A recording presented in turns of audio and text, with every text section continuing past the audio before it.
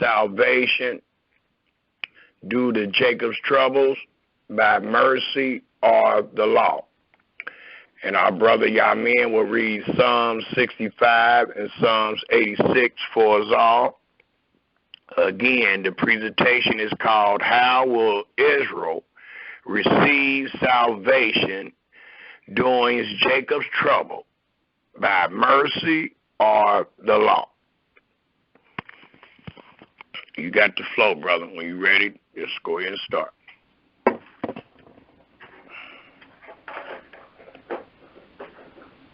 Shalom, everybody. As my brother stated, that we will be reading Psalm 65 first. That's Psalm 6:5.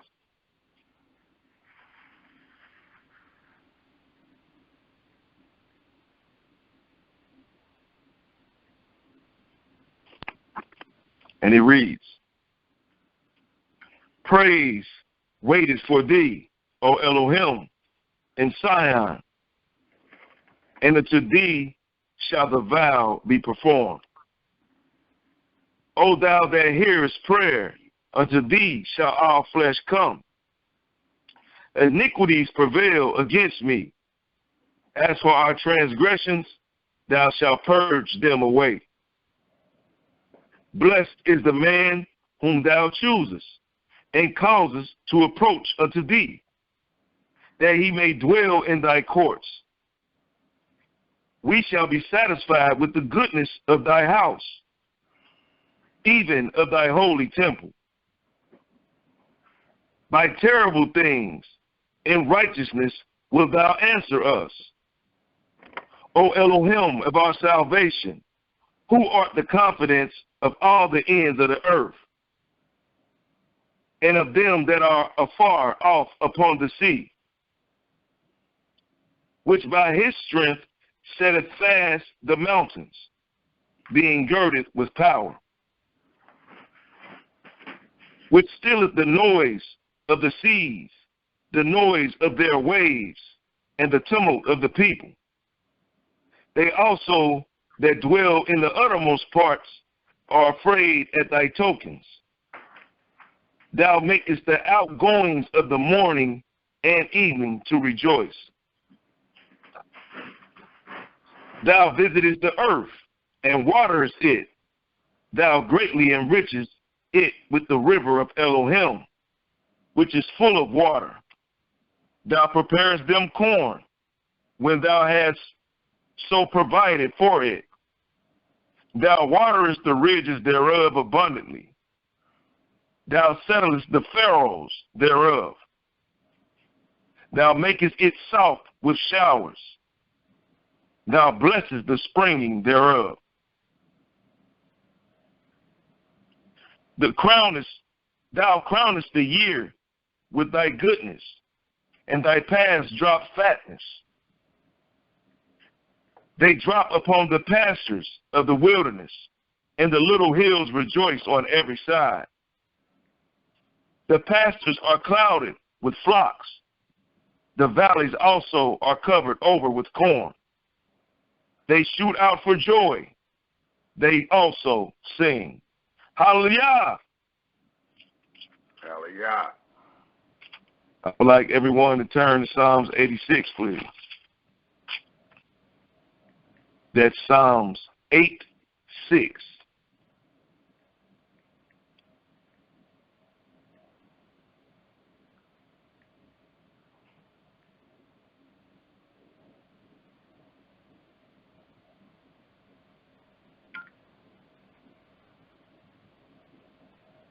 It reads, Bow down thy ear, O Yahweh, hear me, for I am poor and needy. Preserve my soul, for I am holy. O thou my Elohim, save thy servant that trusteth in thee. Be merciful unto me, O Yahweh, for I cry unto thee daily. Rejoice the soul of thy servant, for unto thee, O Yahweh, do I lift up my soul. For thou, Yahweh, art good and ready to forgive, and plenteous in mercy, unto all them that call upon thee. Give ear, O Yahweh, unto my prayer, and attend to the voice of my supplications. In the day of my trouble I will call upon thee, for thou wilt answer me. Among the deities there is none like unto thee, O Yahweh, neither are there any works like unto thy works. All nations whom thou hast made shall come and worship before thee, O Yahweh, and shall glorify thy name. For thou art great and doest wondrous things. Thou art Elohim alone. Teach me thy way, O Yahweh. I will walk in thy truth. Unite my heart to fear thy name. I will praise thee, O Yahweh, my Elohim, with all my heart, and I will glorify thy name forevermore. For great is thy mercy toward me, and thou hast delivered my soul from the lowest hell. O Elohim, the proud are risen against me, and the assemblies of violent men have sought after my soul, and have not set thee before them. But thou, O Yahweh, art an Elohim, full of compassion and gracious, long-suffering, and plenteous in mercy and truth. O turn unto me, and have mercy upon me. Give thy strength unto thy servant, and save the son of thy handmaid.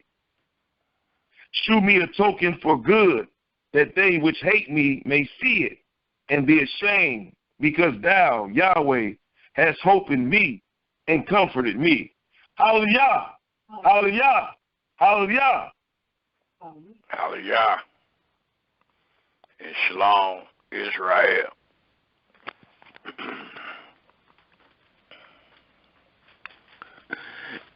Again, today's presentation will be called How Will Israel Receive Salvation in the Times of Jacob's Troubles? By mercy or the covenant of the law? Again, we will use this time to show Israel all that Yahweh has said about salvation, about his law, and about mercy. For the rumor is salvation comes by way of the law.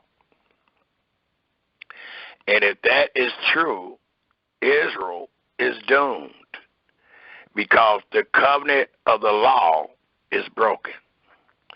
So if your salvation comes by way of a broken covenant, you are doomed. But today we're going to show that Israel can continue to hope in their Creator, because he did not tell us by way of the volume of the book that Israel's salvation will come by way of the covenant of the law, but instead by the law and the testimonies. The Creator has stated over and over again to our fathers that salvation will come by way of his mercy, for his holy name's sake. So again, we will use this presentation and this great day to witness for our Creator to the children of Israel all that Yahweh has said, dealing with how Israel will be a recipient of salvation when they find themselves in Jacob's trouble. And it will not be by way of law, but instead by way of mercy. And before we start this great presentation, first and foremost, we will all like to give thanks and praise to the Creator of the heaven and earth, and everything therein is, by saying hallelujah. And I would like to greet the listening audience once again by saying shalom. We will start this great presentation by us all turning to the book of wisdom, the book of Proverbs, the 16th chapter. Let us all turn our Holy Scriptures to Proverbs, the 16th chapter. And it tells us in Proverbs, the 16th chapter, the first to the 7th verse, and it reads, "The preparation of the heart in man and the answer of the tongue is from Yahweh. All the ways of a man are clean in his own eyes, but Yahweh weighs the spirits. Commit thy works into Yahweh, and thy thoughts shall be established. Yahweh has made all things for himself, yea, even the wicked for the day of evil. Everyone that is proud in heart is an abomination to Yahweh. Though hand join in hand, he shall not be unpunished. By mercy, please take note, by mercy and truth, iniquity is purged, and by the fear of Yahweh, men depart from evil. The 7th verse, the last verse we will read, and it renders, when a man ways please Yahweh, he makes even his enemies to be at peace with him. It also tells us in the book of wisdom, if we take a look in the book of Ecclesiastics, the book of Ecclesiastics, and it tells us in the book of wisdom, the book of Ecclesiastics, if we take a look at the very first chapter, and it tells us in this very first chapter, according to the 9th verse,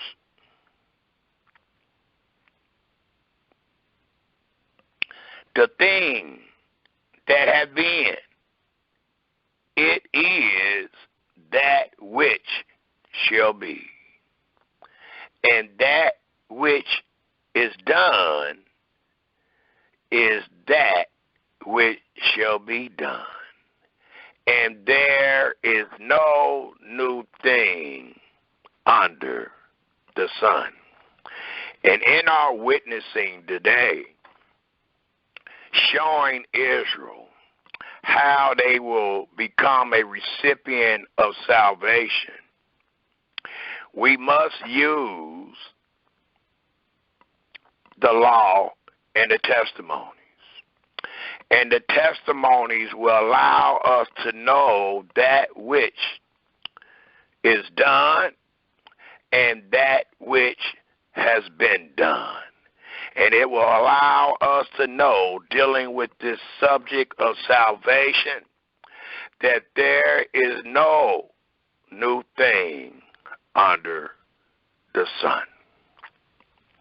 For the 10th verse reads, is there anything thereof, it may be said, see, this is new, it has been already of old times, which was before us.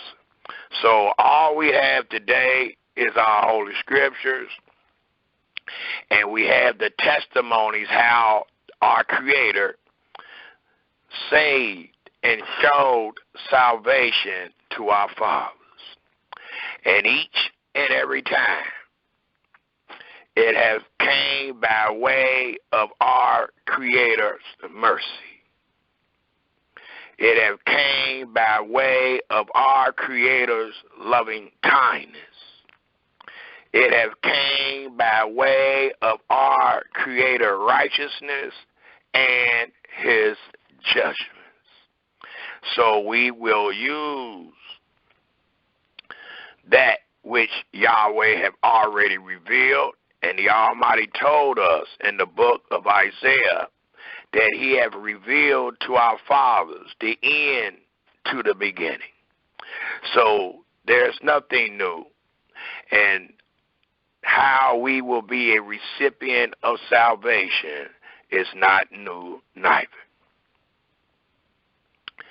It also tells us, while we're in this great book of wisdom, the book of Ecclesiastes, if we turn our scriptures to the 3rd chapter, and it tells us in the 3rd chapter of the book of Ecclesiastes, and I'd like to read the 1st verse and then skip down to the 14th and 15th verse.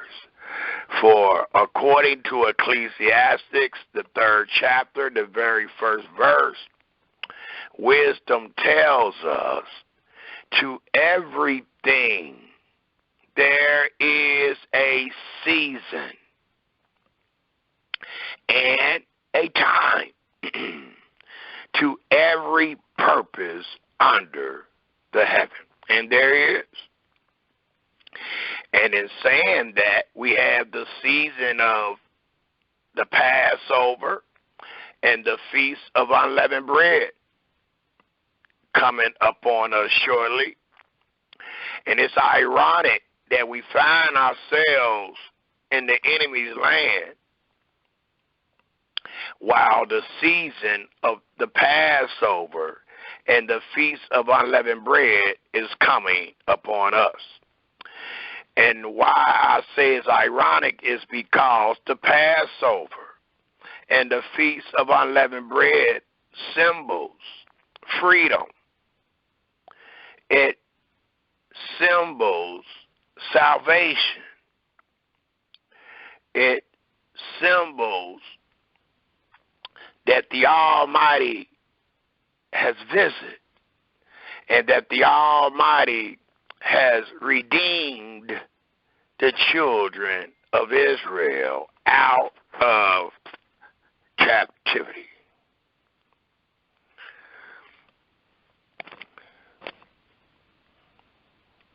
And it's ironic because of this memorial that is shortly coming upon us will remind us that Yahweh is not a man that he should lie, nor a son of man that he should repent. All that he hath said shall surely come to pass, and it truly came to pass for our fathers that found themselves in Egypt being captives. Well, today we find ourselves being captives, and all we can do is read about the memorial. There hasn't been any redemption. There haven't been any salvation, nor have the Almighty appeared and visit us.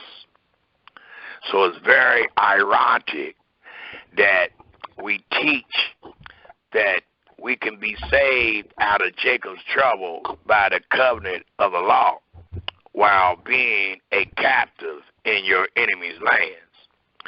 And many of us have practiced these rumors, and today we find ourselves still in this funky situation that denotes Jacob's troubles.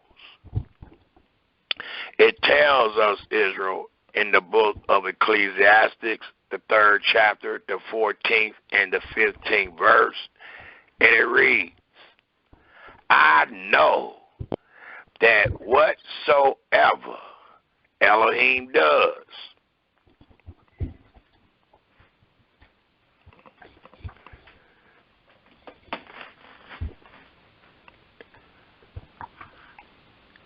shall be forever. Nothing can be put to it, nor anything taken from it. And what this is saying is allowing us to know that Yahweh is in control. And again, he say what he means, and he means what he says. And he is allowing us, that whatsoever Elohim does, it shall be forever. Nothing can be put to it. So however the Almighty commanded our fathers, that's what it is. And their children later on in retrospect cannot add anything to it, nor anything taken from it. And that is wisdom. And Elohim does it, that men should fear before him. And I don't believe that Israel truly know what it means to fear Yahweh and to depart from evil. I render these words all the time. Fear Yahweh and depart from evil. And instead of my brothers and sisters trembling in their boots, they will stand arrogantly proud and tell you another verse or give you another chapter instead of trembling and saying hallelujah, or saying the same thing that you just said to them, which is the most wisest words that you can ever utter to any man on the face of this earth. And those words is, again, fear Yahweh and depart from evil. It tells us in the last verse, which is the 15th verse of the 3rd chapter of Ecclesiastes, and it reads, that which hath been is now. Don't forget what we just read in the 1st chapter and the 1st verse of Ecclesiastes. That which hath been is now. And that which is to be, dealing with our salvation, have already been coming out of Egypt and coming out of Babylon. And Elohim requires that which is past. So the only way that I can show Israel how Israel will receive salvation in the times of Jacob's troubles, and show that it will be by way of mercy and not by the covenant of the law, is to show Israel what has already been.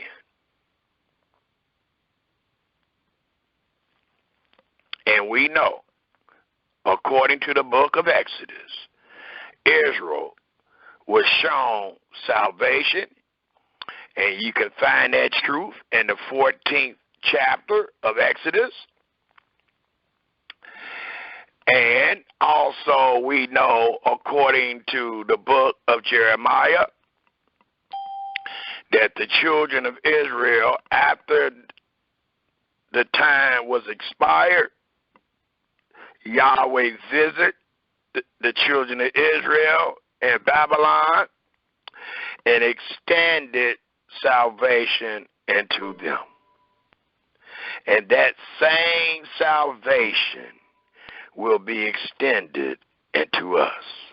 For we just read, that which hath been is now, and that which is to be have already been. Yahweh requires that which is past. And we are not to add nor take away from anything of all the things that Yahweh has said and done. Let us turn our Holy Scriptures to the book of Lamentation. The book of Lamentation. And before we go to the book of Lamentation, I would like to utter 2 verses out of the book of Amos. The book of Amos, the 3rd chapter, the 7th and 8th verse, before we go to the book of Lamentation.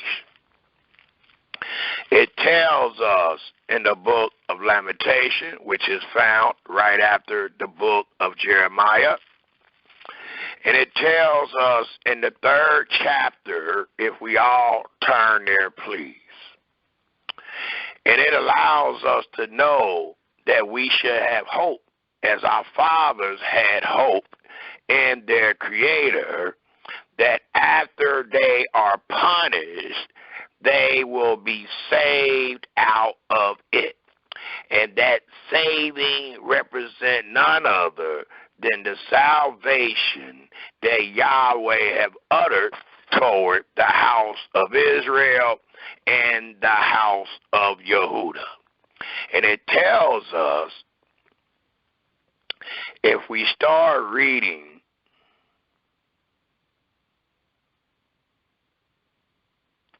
at the 18th verse of the 3rd chapter of Lamentation, and it reads,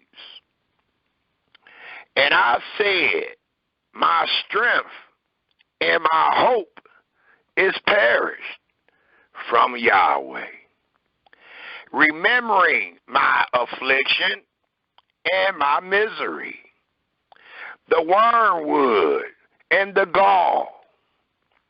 My soul have them still in remembrance, and is humbled in me. This I recalled to my mind. Therefore have I hope.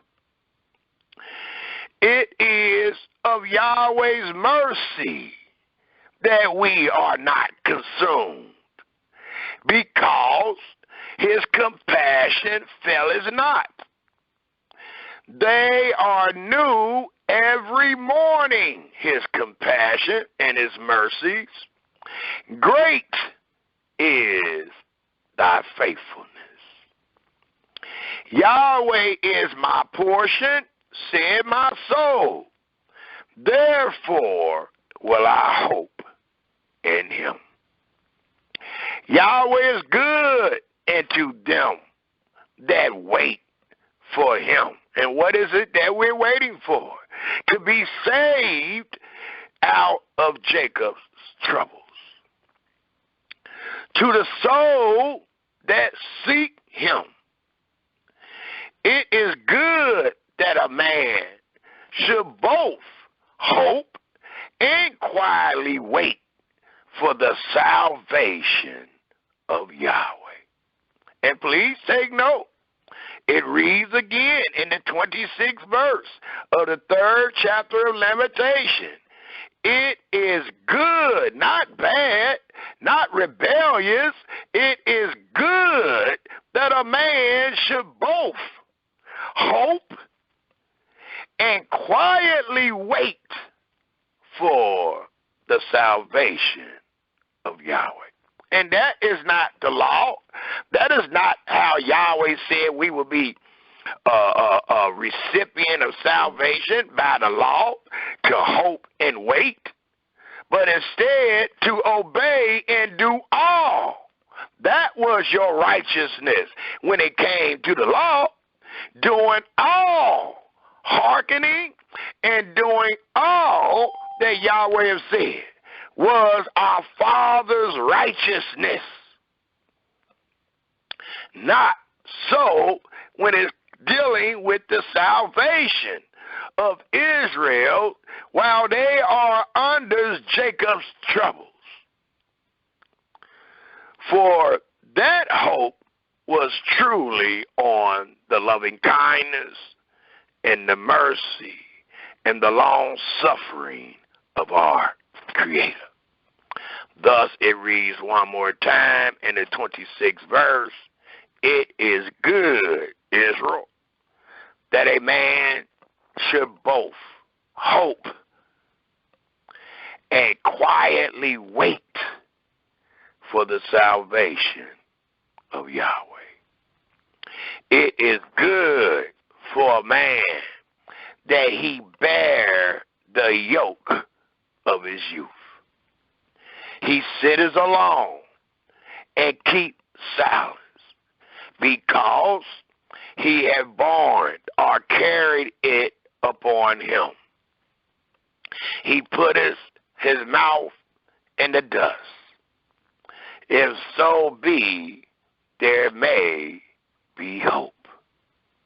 He giveth cheek to him that smiteth him. He is filled full with reproach. For Yahweh will not cast off forever, and he has cast off. Thus we find ourselves not in the land of promise, but instead scattered on the four corners of this earth, being cast off. But he allows us to know, if we truly hope and trust in him, that you will not be cast off forever. But though he cause grief, yet will he, Yahweh himself, have compassion. According to the covenant of the law, absolutely not. It reads, according to the multitude of his mercies.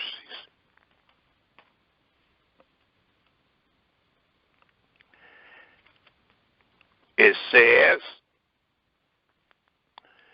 for he does not afflict willingly. The only reason we find ourselves in this funky situation, which denotes rigorous bondage and a cruel captivity, is because our fathers had broken the covenant of the law. It tells us again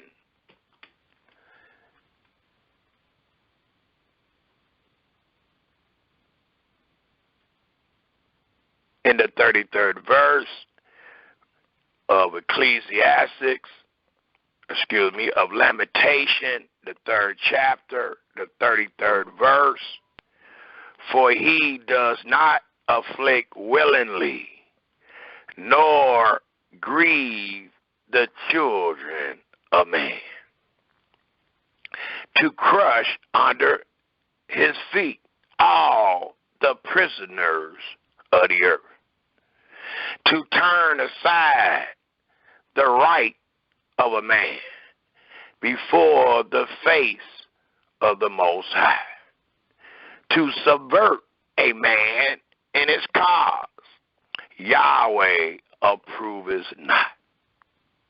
Who is he that says, and please take note, for these are truly words of wisdom, and these are words that we rebuke our brothers and sisters with on a daily, because they are truly saying, and they expect the results of what they are saying to truly come to pass, and they have not. Thus it tells us, who is he that says, and it come to pass when Yahweh command it not. Out of the mouth of the Most High proceeds not evil, and good, just like it tells us in the book of Psalms, that Yahweh will never add evil to his blessings. You're either blessed or you are cursed. It also allows us to know here, out, according to the 38th verse, out of the mouth of the Most High proceeds not evil and good. And this is a question. It is a rhetorical question. Wherefore does a living man complain? A man for the punishment of his sins.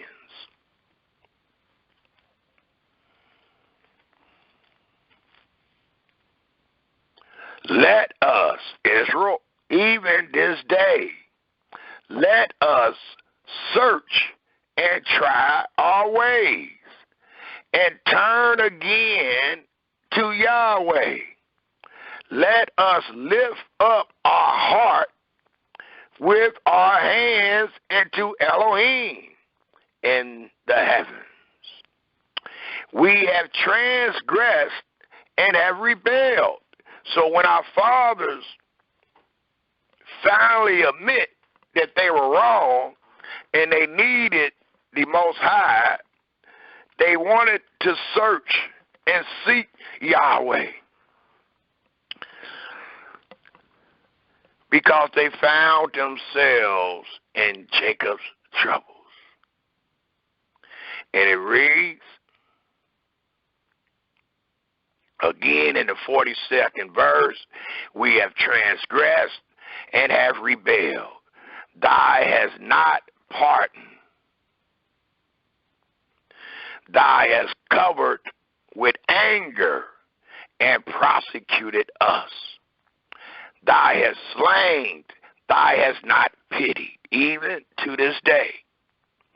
Thou hast covered thyself with a cloud, that our prayer should not pass through. Thou hast made us as the offscouring and refused in the midst of the people. All our enemies have opened their mouths against us. Fear and a snare is come upon us, desolation and destruction. My eyes run down with rivers of water for the destruction of the daughter of my people. My eyes trickle down and cease not without any intermission, till Yahweh look down and behold from heaven. My eyes afflict, and please take note that this trial and tribulation, that these troubles and suffering would befall us until Yahweh look down and behold from heaven, until Yahweh visit his vine, until Yahweh remember his covenant and feel fit to save the children of Abraham, Isaac, and Jacob.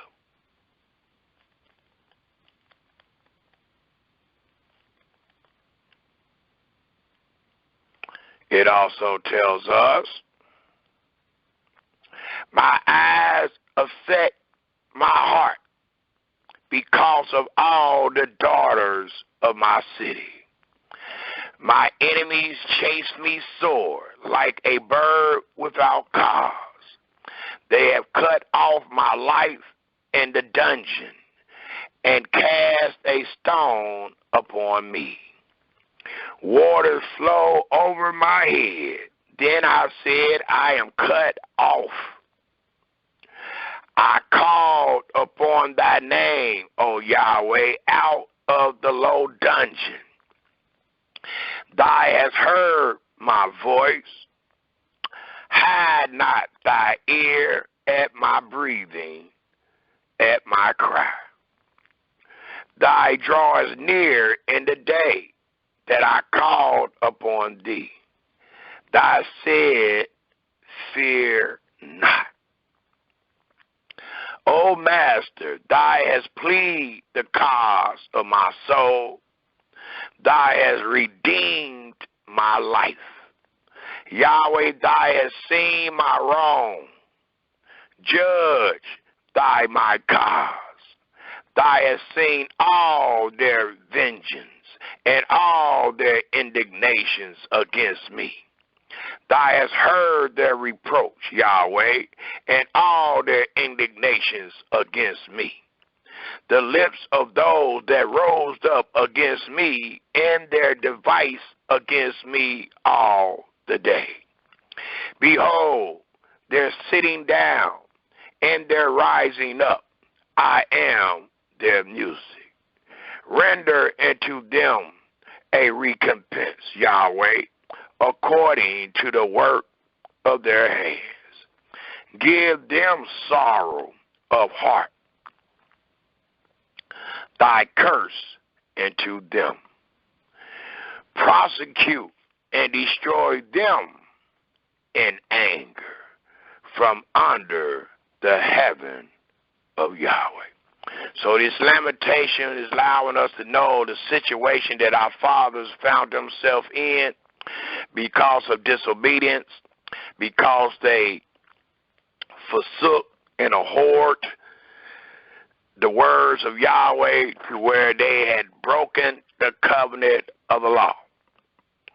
And Yahweh, with his long suffering, had continued rising up early, sending his prophets, telling his people to return and to be obedient to the words of the covenant of the law. But they refused. They refused, and these curses befell our fathers, which allowed our fathers to be cast out of the land of promise and to land in the land of their enemies, scattered abroad. And once they realized the effect of Yahweh's anger, it tells us, if we take one more look in the book of Lamentation, and this time we will go to the book of Lamentation, the 5th chapter, and it tells us in Lamentation, the 1st chapter, the 5th chapter, starting at the very first verse. Lamentation 5:1. And it tells us in Lamentation 5:1, remember, Yahweh, what is come upon us. Consider and behold our reproach. Our inheritance, our dwellings, all of our dwellings is turned to strangers, our houses to aliens. We are orphans and fatherless. Our mothers are as widows. We have drunken our water for money. Our wood is sold into us. Our necks are under prosecution. We labor and have no rest. And please mind you, our fathers understood the difference from resting from captivity and not resting from captivity. because our fathers had already suffered 2 major captivities.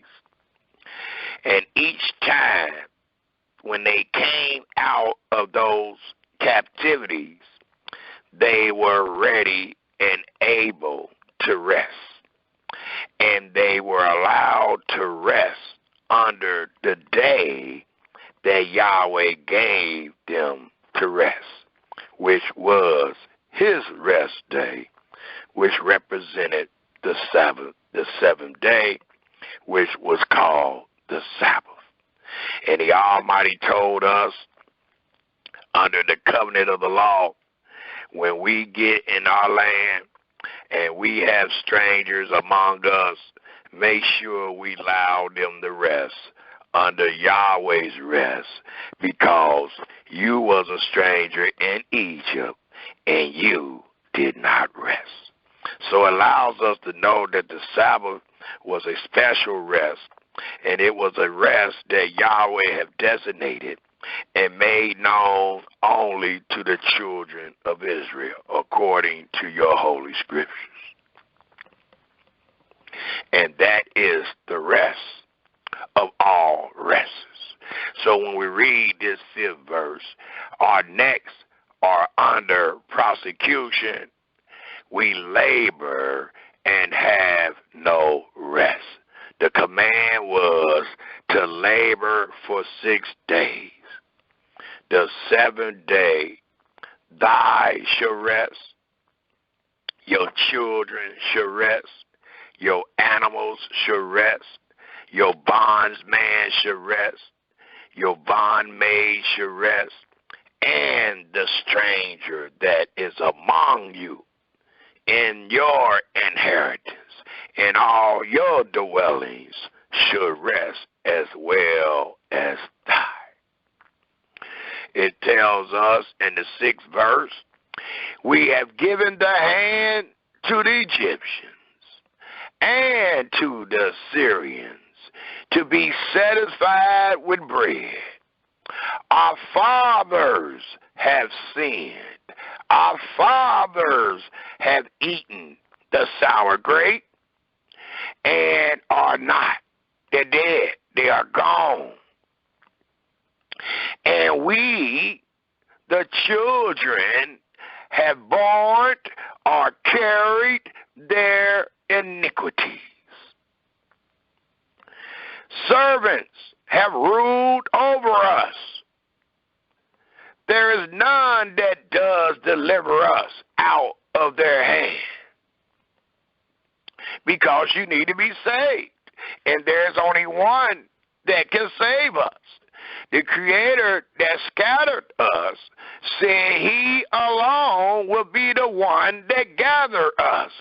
Thus we read out of the mouth of our fathers, servants, in the 8th verse of the 5th chapter of Lamentation, servants have ruled over us. There is none that does deliver us out of their hand.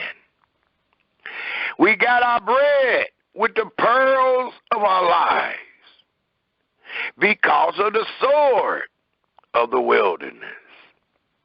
Our skin was black like an oven because of the terrible famine. They ravished the women in Zion and the maids in the city of Yehudah. Princes are hung up by their hand. The faces of elders were not honored. They took the young men to grind, and the children fell under the wood. The elders have ceased from the gate, the young men from their music.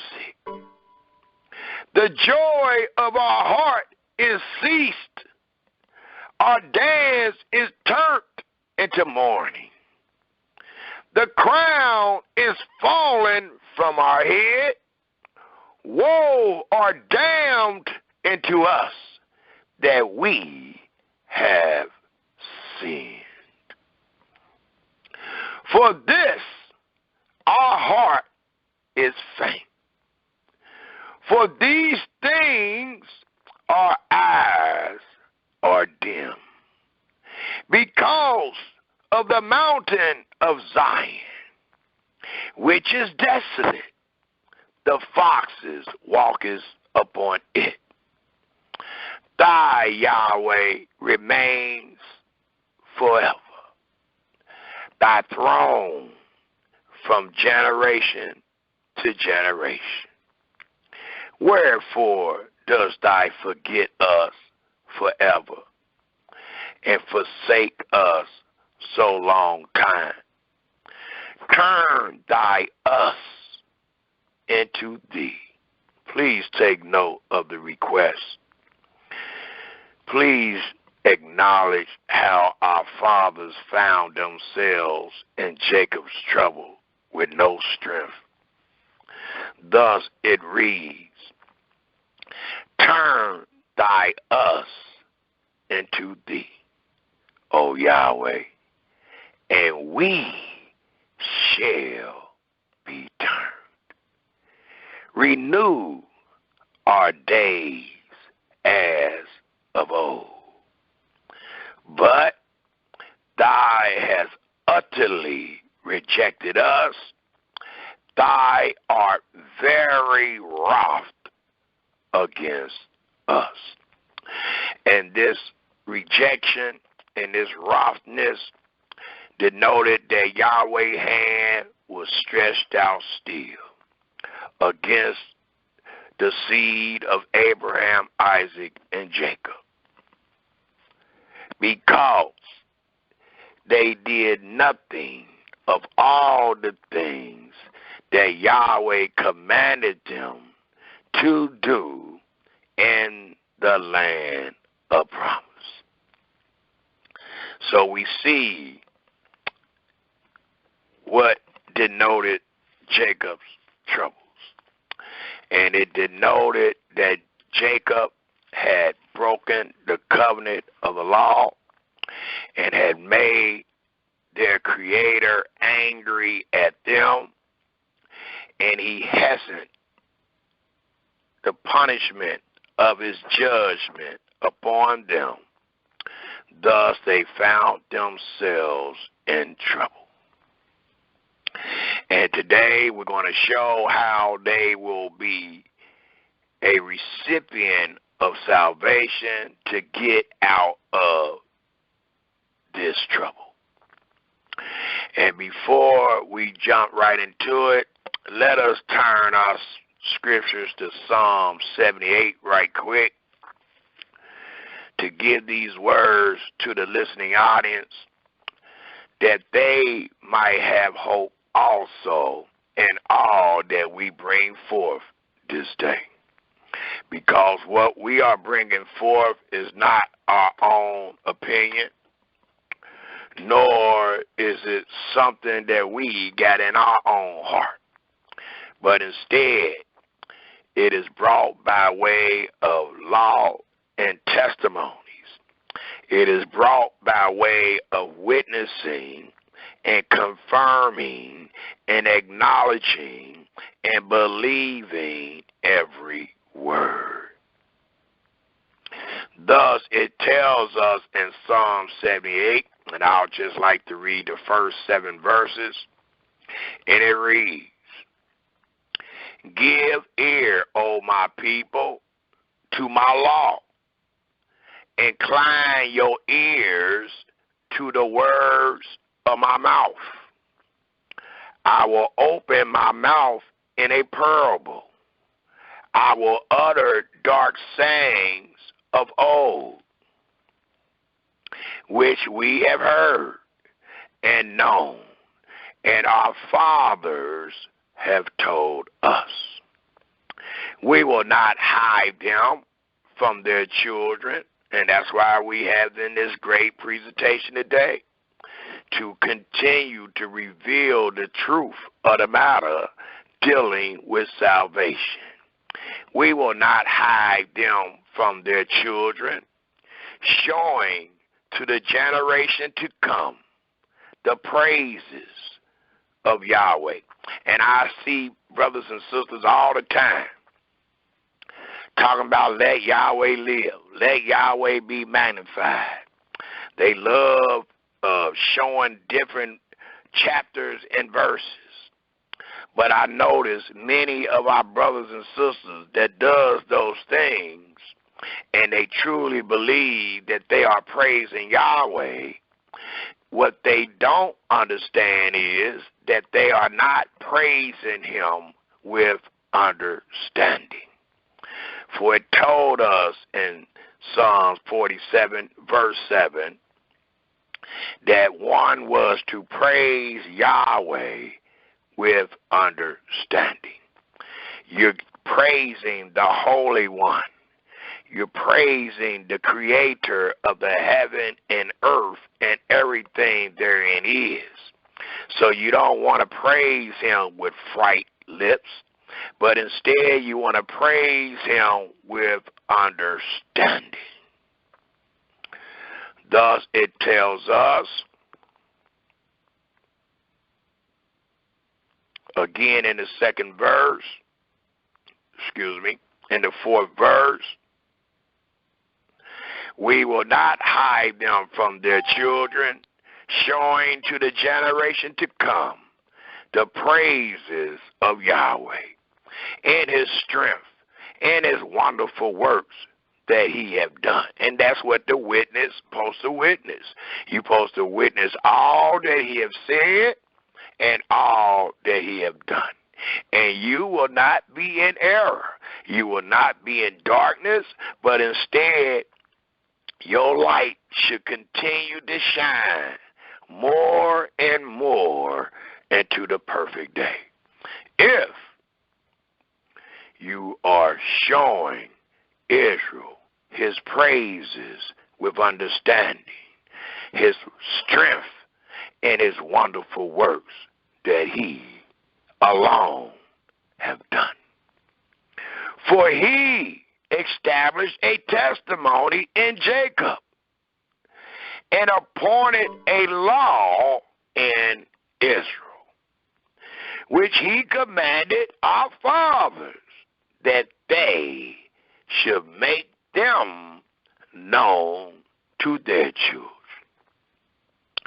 And why is this? It reads, that the generation to come might know them. And there is a generation that have came. And many of these rumors that have circulated in the earth came by way of the old heads. And many of the old heads are past and gone.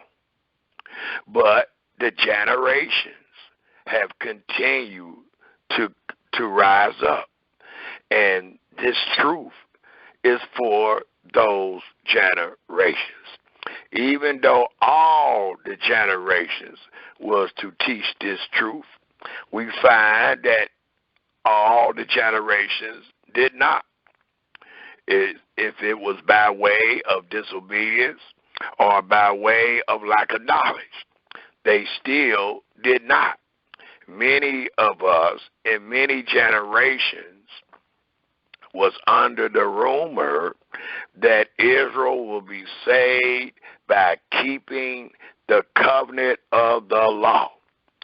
The rumor was that the Creator was coming back to save all those that was keeping the law in the enemy's lands. And that is a false rumor. The Almighty never uttered it. It has never came by way of the beginning to the end, nor the end to the beginning. As your brother stated, it was just a rumor being taught out of lack of understanding. But the truth of the matter is still found in your holy scriptures, And the truth of the matter was to be taught to the generation to come. As it reads in the 6th verse, that the generation to come might know them. So the Almighty don't change as we begin this presentation, showing that truth in the book of Ecclesiastes. So the Almighty don't change. Thus it reads again in the 6th verse that the generation to come might know them, even the children which should be born, who should arise and declare them to their children, as we are doing this day. And the last verse that I will read out of Psalms 78 is the 7th verse, and it allows us to know why these things is to be taught to our children and to the generation to come. For it reads in the 7th verse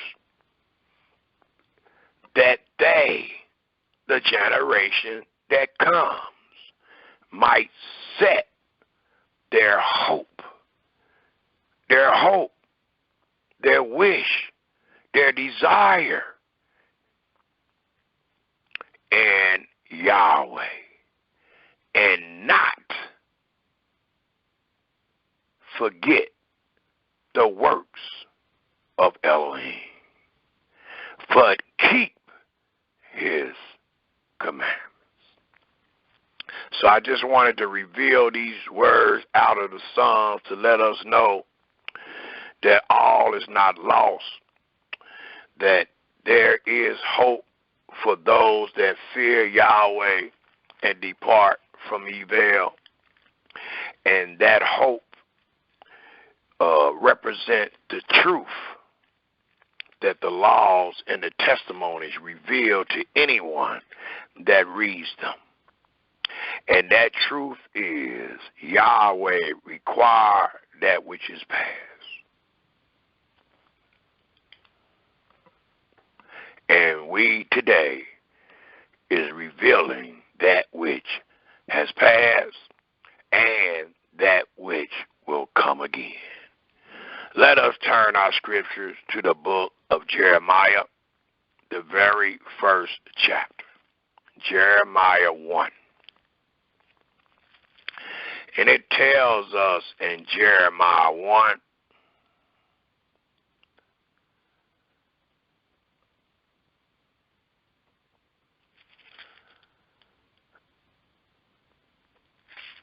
and I'd like to start reading at the 10th verse of Jeremiah 1 to the 19th verse. And it reads, Jeremiah 1, verse 10 to the 19th verse. And it reads, See, I have this day set thee over the nations and over the kingdoms, to root out and to pull down and to destroy and to throw down, to build and to plant.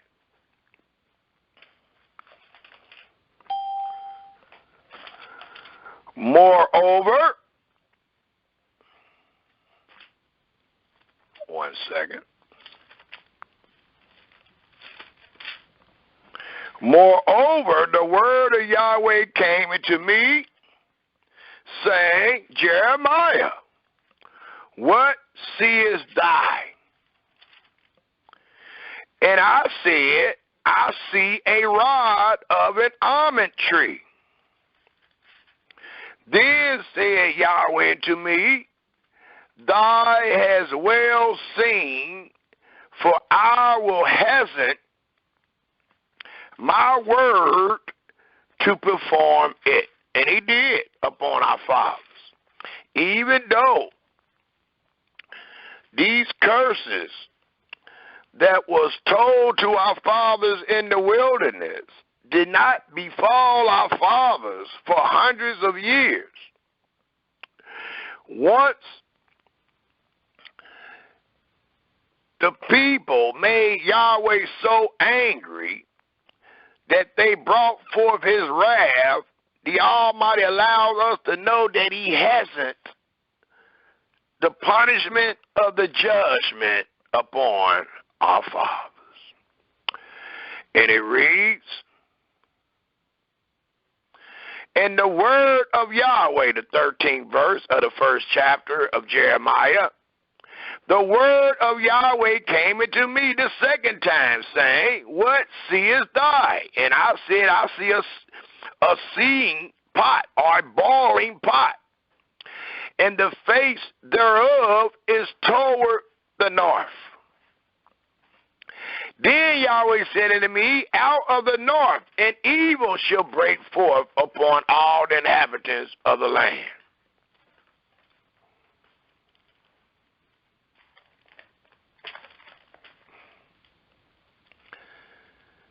For lo, I will call all the families of the kingdoms of the north, said Yahweh.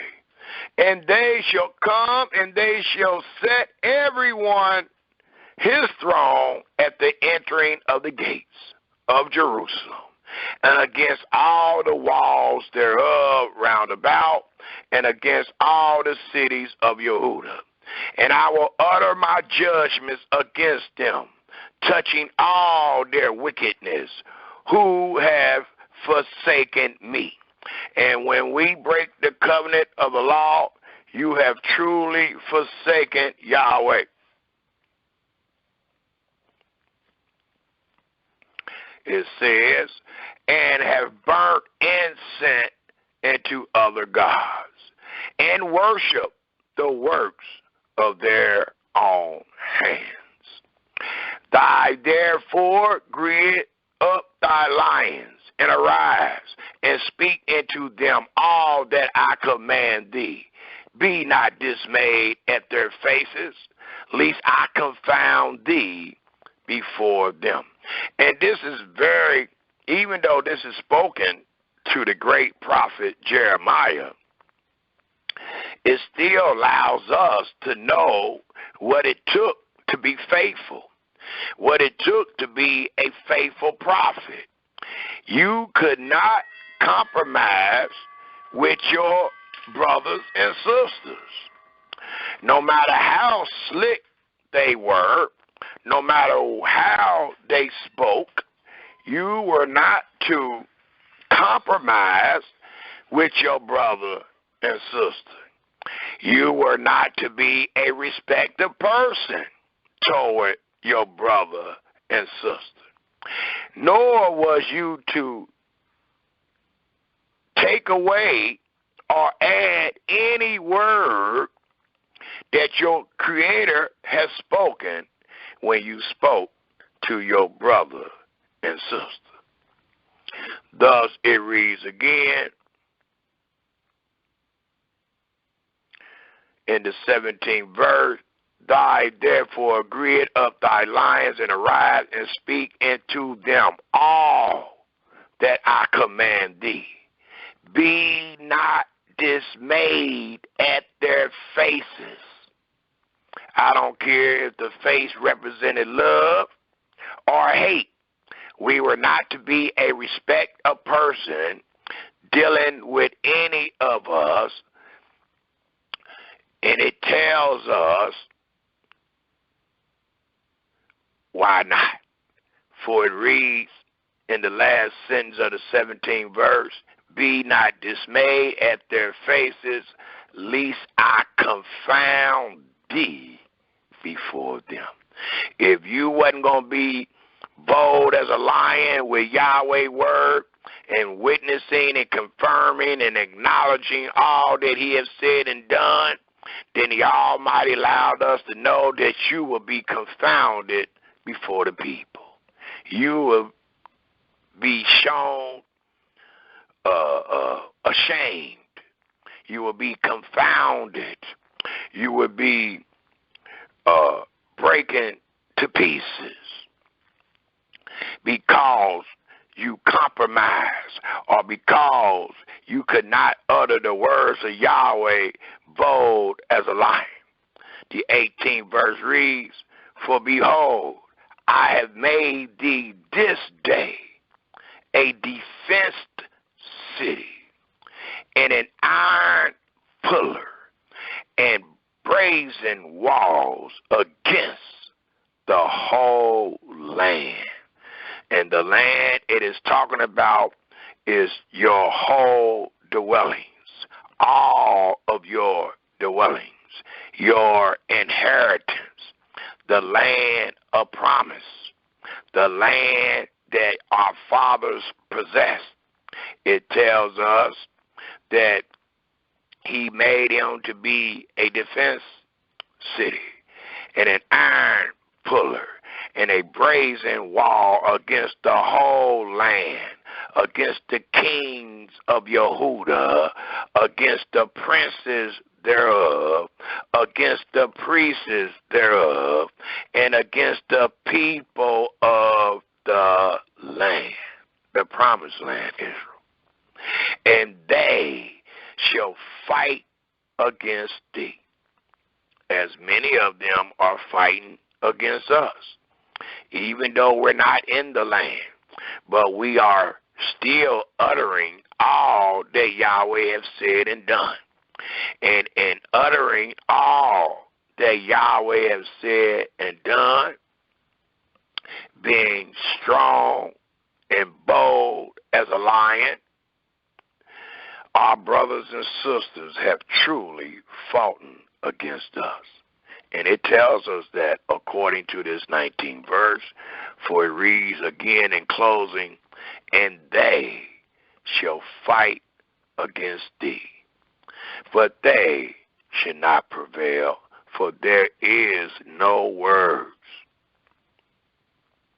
greater than the words and the voice of our Creator. Thus, they shall not prevail against thee. For I am with thee, even if it's just the words of Yahweh coming out of your mouth. For I am with thee, said Yahweh, to deliver thee. It also tells us, if we take a look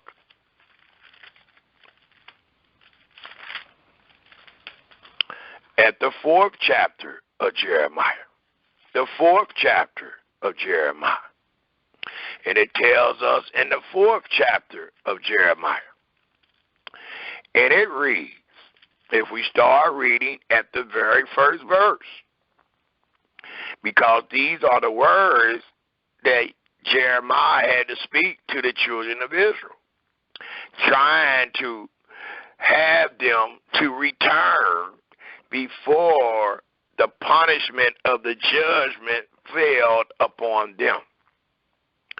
Thus it reads in the very first verse of the 4th chapter of Jeremiah, if thou wilt return, O Israel, said Yahweh, return unto me. And if thou wilt put away thy abominations out of my sight, then shall thou not remove. And please take note that this is speaking to our fathers that were in the land. The Almighty is pleading with them by way of Jeremiah to return back into them or back into him before the punishment of the judgment befall them. And one of the punishments was that they would be cast out, that they will be scattered on the 4 corners of the earth, that they will be cast or scattered out of the land of promise. What the Almighty told Jeremiah, hurry up and tell them to return unto me and put away those abominations out of my sight. And if the children of Israel will hearken and be obedient, then they would not be removed. They would not be cast or spewed out of their dwellings. And thou shalt swear, Yahweh lives, in truth, in judgment, and in righteousness. And the nations shall bless themselves in him, and in him shall they glory. For thus said Yahweh to the men of Yehuda and Jerusalem, break up your fallow grounds, and sow not among thorns. Circumcise yourself to Yahweh, and take away the foreskin of your heart, ye men of Yehuda and inhabitants of Jerusalem. Lest my fury come forth like fire, and burn that none can quench it, because of the evil of your doings. Declare ye in Yehuda, and publish in Jerusalem, and say, blow ye the trumpet in the land. Cry, gather together, and say, assemble yourselves, and let us go into the defense cities. Set up the standard toward Zion. Retire, stay not, for I will bring evil from the north, and a great destruction. The lion is come up from his thickets, and the destroyer of the Gentiles is on his way. He is gone forth from his place to make thy land desolate, and thy cities shall be laid waste without an inhabitant. For this, gird you with sackcloth, lament and howl, for the fierce anger of Yahweh is not turned back from us. And it shall come to pass at that day, said Yahweh, that the heart of the king shall perish, and the heart of the princes and the priests shall be astonished, and the prophets shall wonder. Then said I, Yahweh Elohim, surely thou hast greatly deceived this people in Jerusalem, saying, ye shall have peace, whereas the sword reached into the soul. And please take note of the words of Jeremiah, because many people teach these things today. They say they're going to have peace, but those words denote deceit. If you are being killed out here, if your children is marching up and down the street talking about no freedom and no peace, then you have been deceived to teach us that we shall have peace. The 11th verse reads, at that time shall it be said to this people and to Jerusalem, a dry wind of the high places in the wilderness toward the daughters of my people, not to fan nor to cleanse. Even a full wind from those places shall come into me, now also will I give sentence against them. Behold, he shall come up as clouds, and his chariot shall be as a whirlwind. His horses are swifter than eagles. Woe unto us, for we are spoiled. O Jerusalem, wash thy heart from wickedness, that thou mayest be saved. How long shall thy vain thoughts lodge within thee? For a voice declare from Dan, and publish affliction from Mount Ephraim. Make ye mention to the nations. Behold, publish against Jerusalem, that watchers come from a far country, and give out their voice against the cities of Yehuda.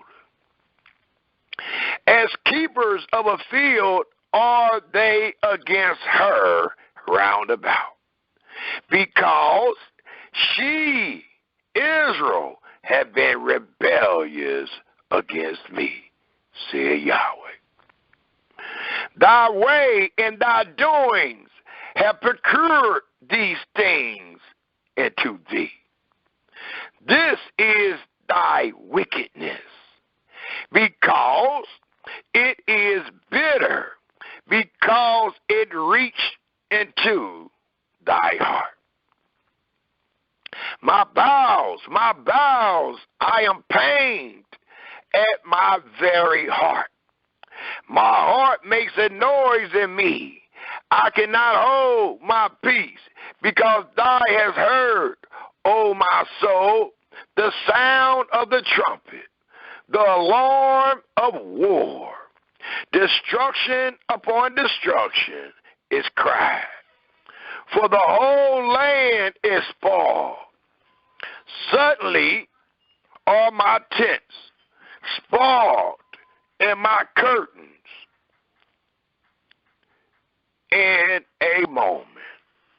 How long shall I see the standard and hear the sound of the trumpet?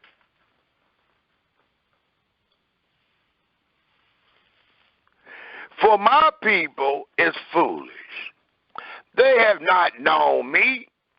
They are Scottish children, and they have none understanding. They are wise to do evil, even to this day. But to do good, to fear Yahweh, and to depart from evil, they have no knowledge. I beheld the earth, and lo, it was without form and void, and the heavens, and they had no light. I beheld the mountains, and lo, they trembled, and all the hills moved lightly. I beheld, and lo, there was no man, and all the birds of the heavens were fleas. I beheld, and lo, the fruitful places was a wilderness, and all the cities thereof were broken down at the presence of Yahweh, and by his fierce anger. For thus have Yahweh said, the whole land shall be desolate, yet will I not make a full end. For this shall the earth mourn, and the heavens above be black, because I have spoken it. I have proposed it, and will not repent, neither will I turn back from it. The whole city shall flee for the noise of the horsemen and bowmen. They shall go into thickets and climb up upon the rocks. Every city shall be forsaken, and not a man dwell therein. And when thou art spoiled, what wilt thou do? Though thou clothe thyself with crimson, though thou deckest thee with ornaments of gold, though thou rentest thy face with painting, in vain shalt thou make thyself fair. Even today, all this Shabbat Shalom, it is done in vain. It reads,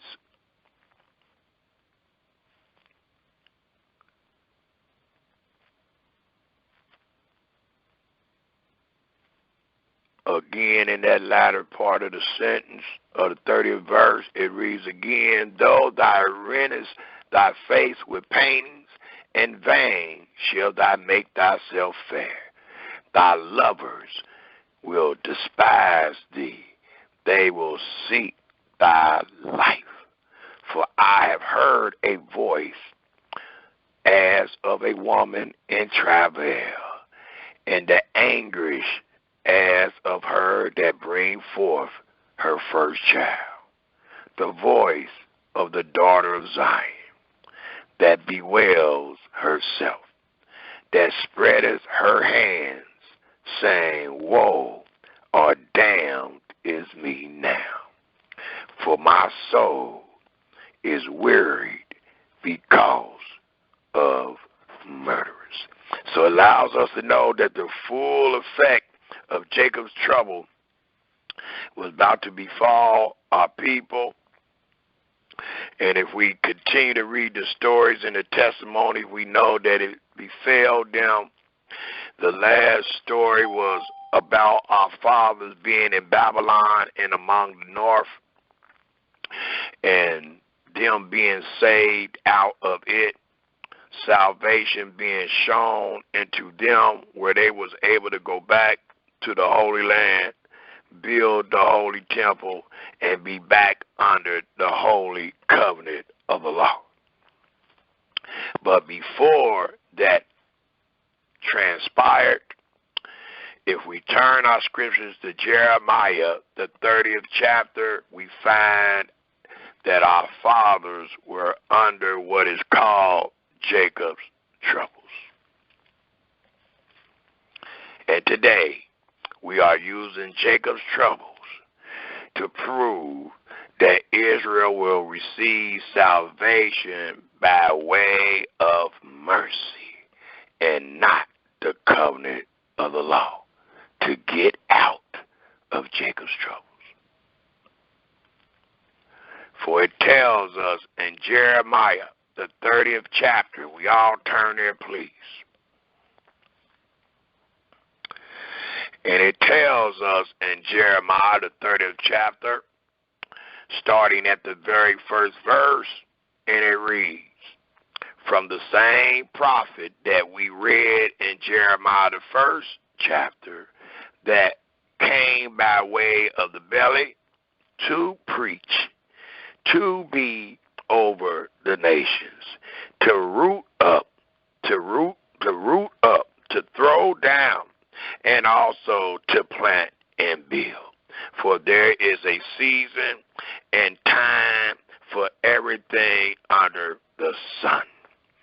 Thus it tells us in the very first verse, the word, that which we are to witness each and every day, the word that came to Jeremiah from Yahweh, saying, thus speak Yahweh, which is the greatest word that you will ever read dealing with authority. Thus speak Yahweh Elohim of Israel, saying, write thee all, not some, all the words that I have spoken into thee in a book. For lo, the days come, for there is a time for everything. Said Yahweh, that I will bring again the captivity of my people, Israel and Yehudah. And please take note, because we got a lot of people teaching division, teaching that only Israel or only Yehudah need to be saved. That don't nobody know where Israel at. Or Israel never left the Holy Land. Or Israel is in Africa. I don't care where Israel is. Israel is part of the judgment. And when the judgment is lifted, Yehudah and Israel is to be saved. Under the same conditions, mercy. Thus it reads. Again,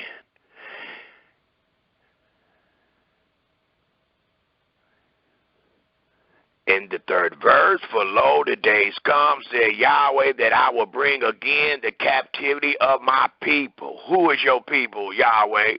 Israel and Yehuda, said Yahweh. And these are words way after the Assyrians came in and took the northern tribes of Israel. It allows us to know when Yahweh visit his people to bring them up out of Jacob's trouble, his people would not just consist of Yehuda, Benjamin, and Levi, but it will consist of the 12 tribes. There are 12 tribes that belong to the house of Israel. And all 12 forsook Yahweh. All 12 were scattered by Yahweh. And according to the book of Jeremiah, all 12 will be gathered by him that scattered them. So let's do away with that backwards teaching of division. We are 12 brethren that represent 12 tribes. And that 12 is perfect because the Almighty made it 12. If he wanted 13, it would have been 13 tribes. If he wanted one tribe, it would have been one. If he wanted 3 tribes that denoted Yehuda, Benjamin, and Levi, then it would only been 3. But the Almighty is perfect, and he denoted and wanted and desired 12, and that's what it was. And that's what it is. And that's what it will be. Thus it reads, the last sentence of that third verse, and I will cause them to return to the land that I gave to their fathers, all of your dwellings, and they shall possess it. Your dwellings was the land that you possess. Your dwellings was the land that you inherit. Your dwellings was called the land of promise. The 4th verse reads, and these are the words. Because he said, write thee all the words. And it reads, and these are the words that Yahweh speak concerning Israel and concerning Yehuda. For thus said Yahweh, we have heard a voice of trembling, of fear and not of peace. As ye now and see whether a man does travel with child. Wherefore do I see every man with his hand on his lions, as a woman in travel, or as a woman that is pregnant, and all faces are turned into paleness. Still denoting Jacob's trouble. For the 7th verse reads, alas, for the day is great, so that none is like it.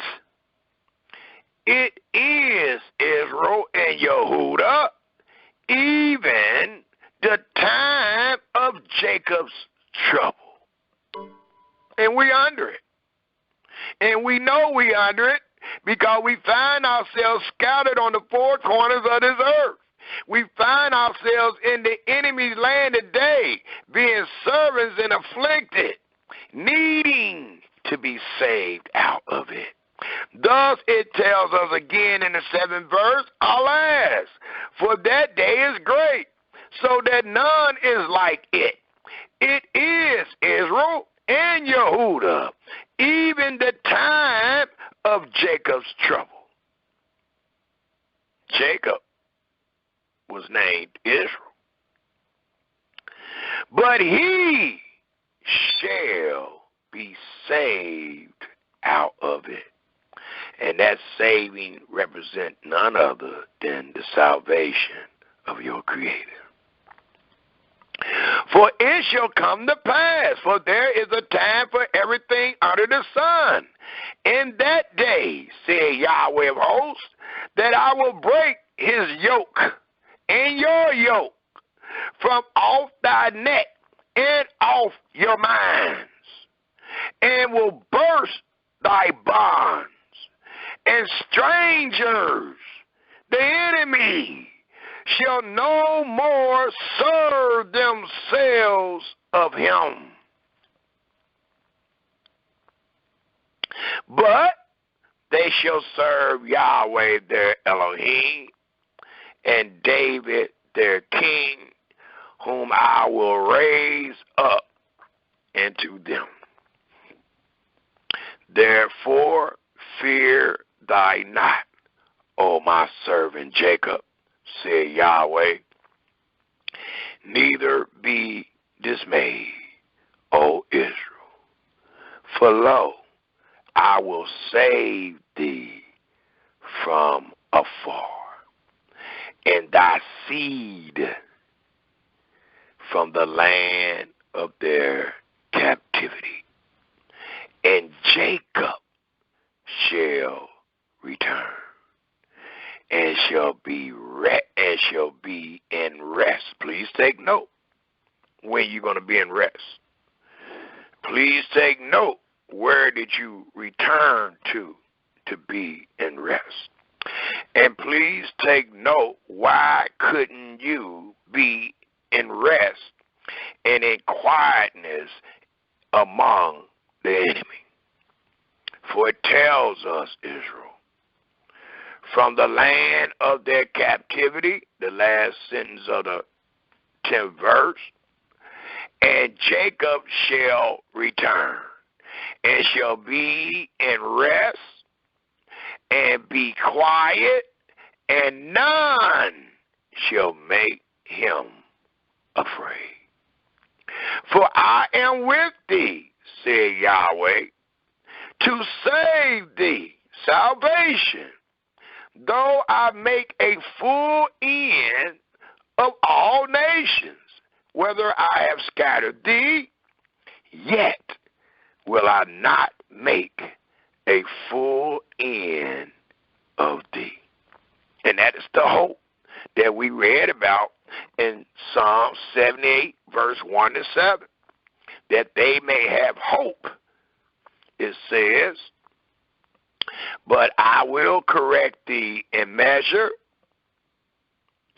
and will not leave thee altogether unpunished. And we have not been unpunished. For thus said Yahweh, thy bruise is incurable. We have been here, as the rumor goes, for over 400 years. And we have not been healed. Our bruise is incurable, and our wound is grievous. And if you really look around, you will find, according to the 13th verse, there is none to plead thy cause. There's none pleading our cause. There's none going about trying to get us back to our Creator, back to the promised land. For Yahweh have set us on fire.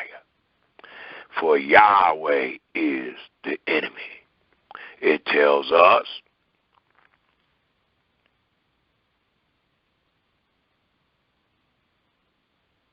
again in the 13th verse, there is none to plead thy cause, that thou mayest be bound up. Thou hast no healing medicine. And if the covenant of the law was to be done wherever you are at, even in bondage and captivity, would that not be a healing? Did not the Almighty tell us, if we were under the covenant of the law, doing all that he has said, that no sicknesses, the sword, the enemy, none of them would have been able to prevail over us. Well, today, we're not under the covenant of the law. We find ourselves in the enemy's land, and the Almighty is allowing us to know when our fathers found themselves in this despicable situation, it denoted that thou hast no healing medicine. The 14th verse reads, all thy lovers have forgotten thee. They seek thee not, for I, Yahweh alone, have wounded thee with the wound of an enemy, with the chastisement of a cruel one. And why? For the multitude of thy iniquities, for the multitude of sour grapes that our fathers ate, because thy sins were increased. Why criest thou for thy affliction?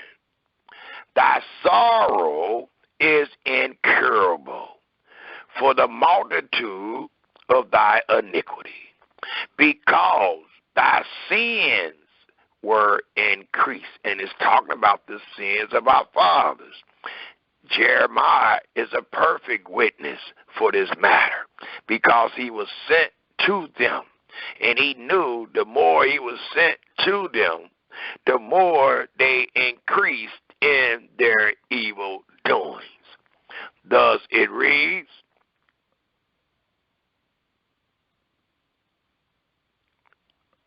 the last sentence of the 15th verse, I have done these things into thee. Therefore, all day, it allows us to know he did it, and he allows us to know what will happen once the time, the expected end, have came upon us, as it was promised to Abraham.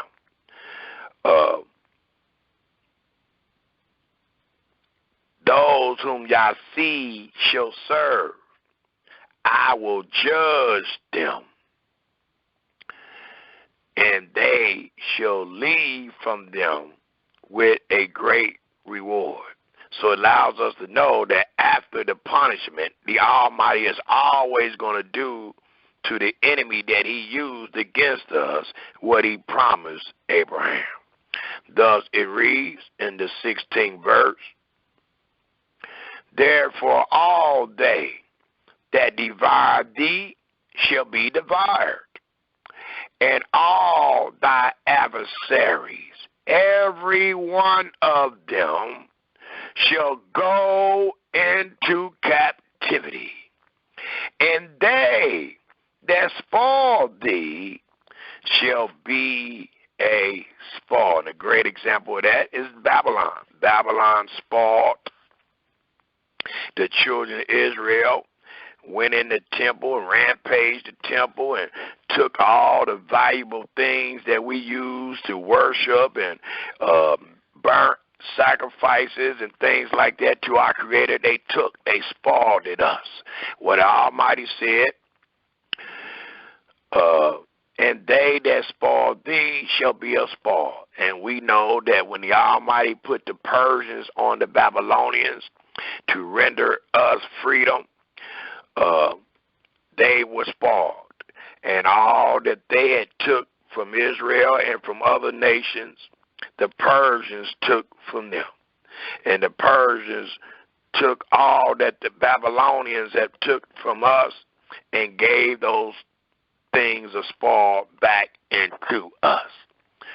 But here it allows us to know that Yahweh will also, all that prey upon thee will I give for a prey.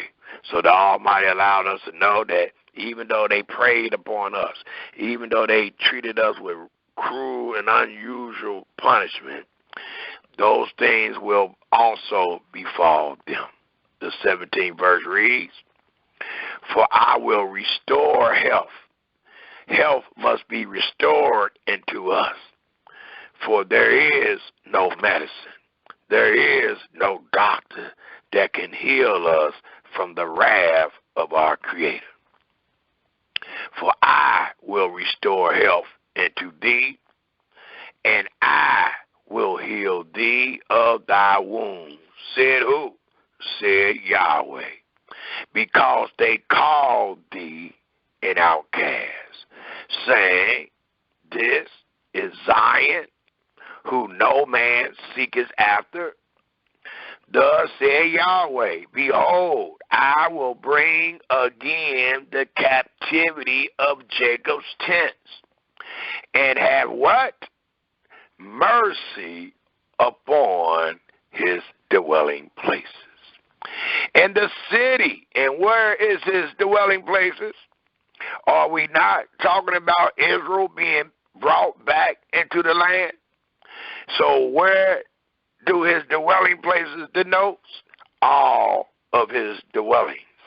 All of his dwellings in the land of promise. And the city shall be built upon her own heap, and the palace shall remain after manner thereof. And out of them, the children of Israel, those that are recipient of salvation, and out of them shall proceed thanksgiving, and the voice of them that make merry. And I will multiply them, and they shall not be few. I will also glorify them, and they shall not be small. No one out of two out of a city and one out of a house. No, not based on the salvation of Yahweh. It reads in the 20th verse, their children also shall be as aforetime, and their congregation shall be established before me. And I will punish all that oppress them, and their nobles shall be of themselves, and their governor shall proceed from the midst of them. And all this came to pass when our fathers came out of Babylon. The governor that was in the midst of them was none other than Zerubbabel. It tells us, and I will cause him to draw near. And Zerubbabel and Joshua the priest were the two olive branches that Yahweh caused to draw near. And he shall approach into me. For who is this that engage his heart to approach into me, said Yahweh? And ye shall be my people, and I will be your Elohim. Behold, the whirlwind of Yahweh goes forth with fury, a continuing whirlwind. It shall fall with pain upon the head of the wicked. The fierce anger of Yahweh shall not return until he alone have done it, and until he alone have performed the intent of his heart. In the latter days, Israel, ye shall consider it, as we are considering it this day.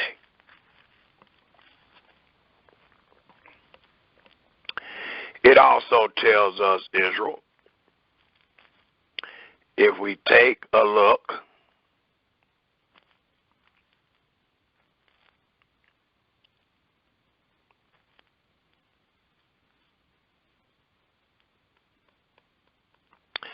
at the very next chapter. Let me go on this route. Let's read the very next chapter, which is the 31st. And we just read that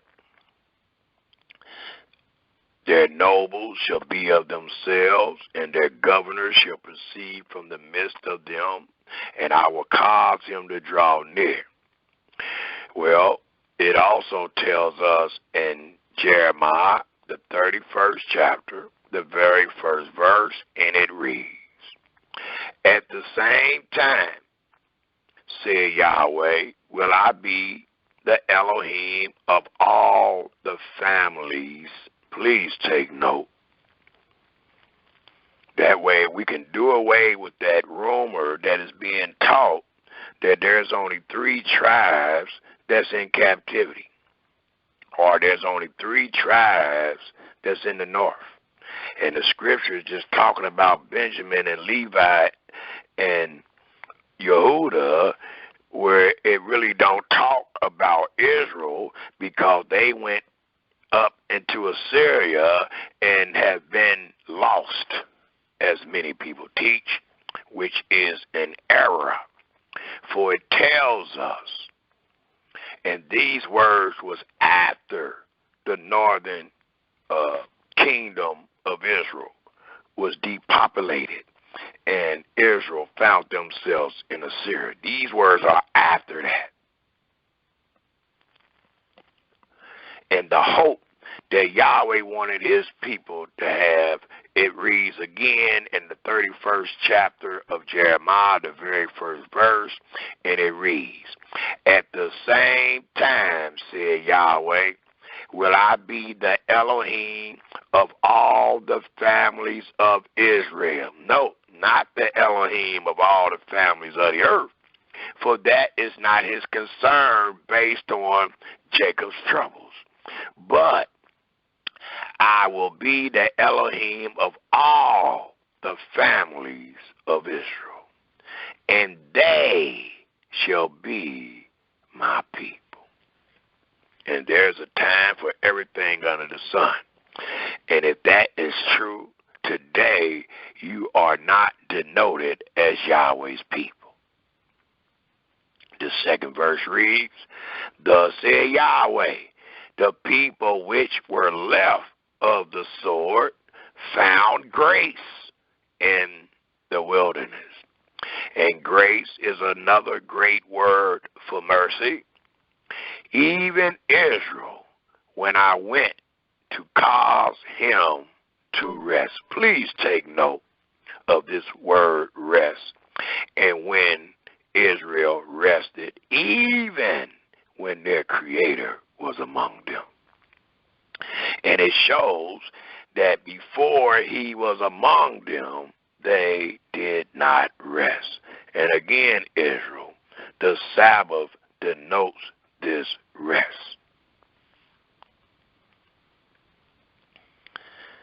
So it allows us to know no one is keeping the Sabbath, nor Yahweh rest in the enemy's land, being servants and afflicted. Yahweh have appeared of old unto me, for there's nothing new under the sun, saying, yea, I have loved thee with an everlasting love. Therefore, with loving kindness, here go another term that allow us to know that our salvation will not come by way of the law, but by way of Yahweh's mercy in his holy name's sake. And his holy name's sake denotes mercy and loving kindness and long suffering and grace and forgiveness. Thus it reads in the last sentence of that third verse, therefore with loving kindness have I drawn thee. He didn't draw you because of your reenactments and bondage. That will never be mentioned. But what is mentioned and what's supposed to be declared to the generation to come, that they might have hope in Yahweh, is that he drawn our fathers with loving kindness. The fourth verse reads, again, I will build thee. And that's what Jeremiah had to tell. The first part of his prophecy and his ministry represented throwing down, destroying, pulling up. Well, there's a time for everything under the sun. And he was told that he will also be used to build and plant, or plant and build. Well, in the fourth verse of the 31st chapter of Jeremiah, it reads, again, I will build thee, and thou shalt be built, O virgin of Israel. Thou shalt again be adorned with thy tabrets, and shall go forth in the dance of them that make merry. Thou shalt yet plant vines upon the mountain of Samaria. And why would you be planting vines on the mountain of Samaria if the Israelites have not returned? That's their land. That's their lot. That's where you will find their father's landmark. And the Almighty in commandment told our fathers not to ever remove thy father's landmark. So if anybody was going to go back during the time of regathering Israel, would be none other than Israel.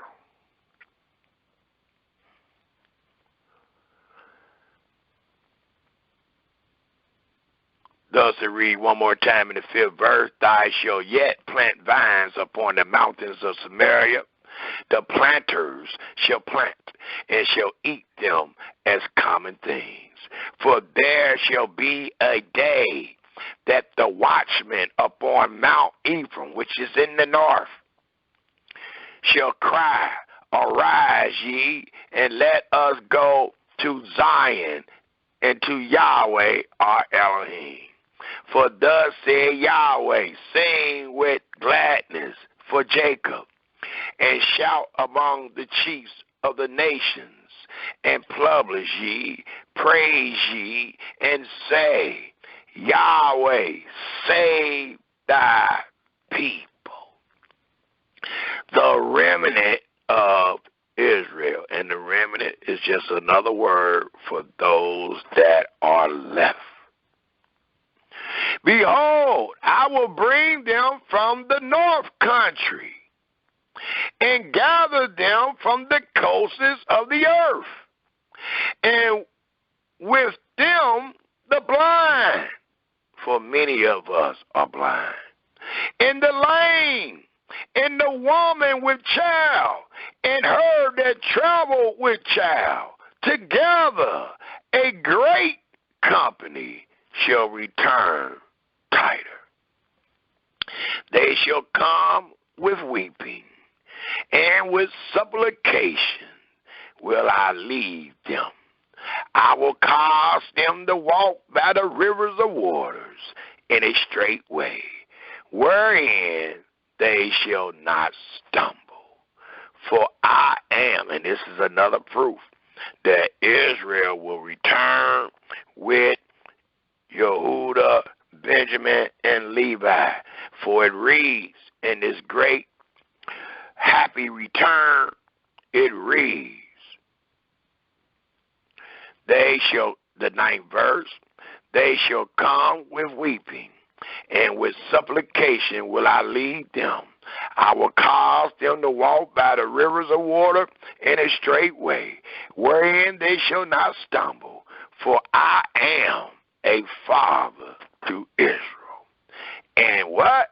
Ephraim is my firstborn.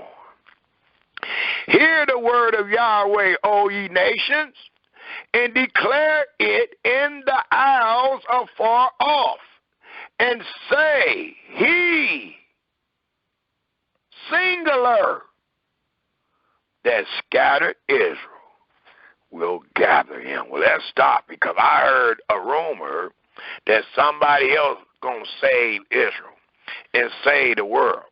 And every time I hear that rumor from my brothers and sisters, I ask them, Well, is he the one that scattered us?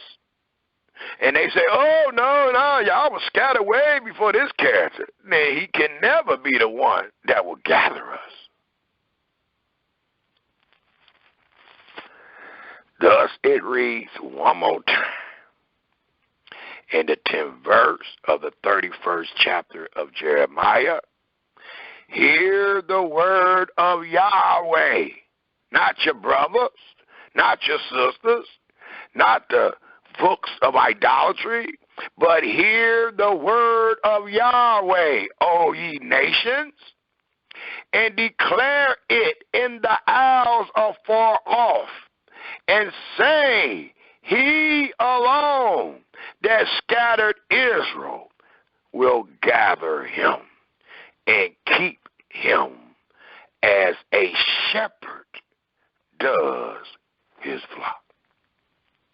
For Yahweh have redeemed. Here go another great word that denotes what Yahweh will use to for Israel and Yehudah to be a recipient of his salvation.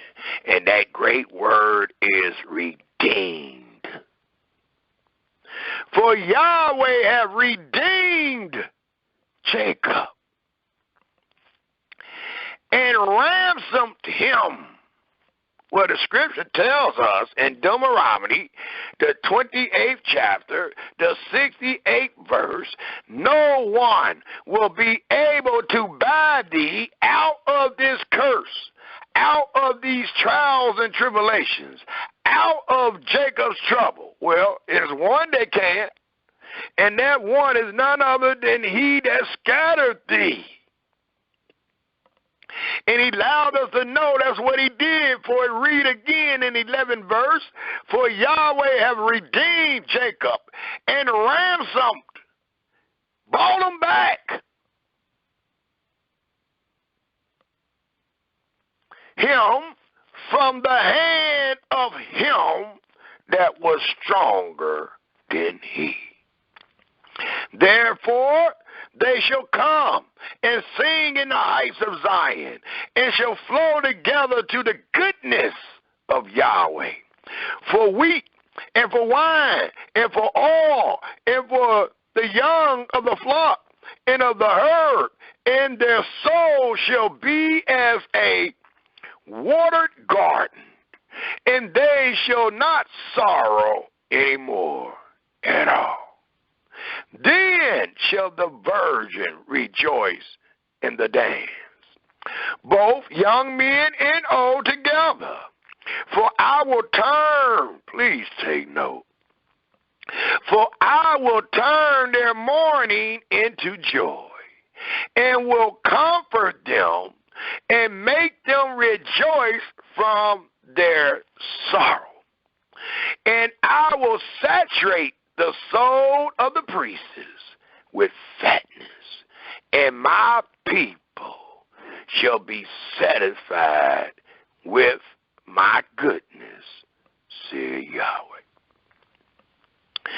It continued to read, thus said Yahweh, a voice was heard in Ramah, lamentation and bitter weeping, Rachel weeping for her children, refused to be comforted.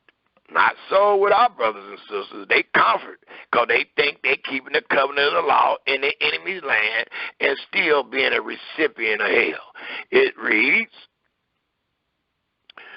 Rachel weeping for her children, refused to be comforted for her children because they wasn't there. Thus said Yahweh, refrain thy voice from weeping, and thy eyes from tears, for thy work shall be rewarded, said Yahweh. And they shall come again from the land of the enemy.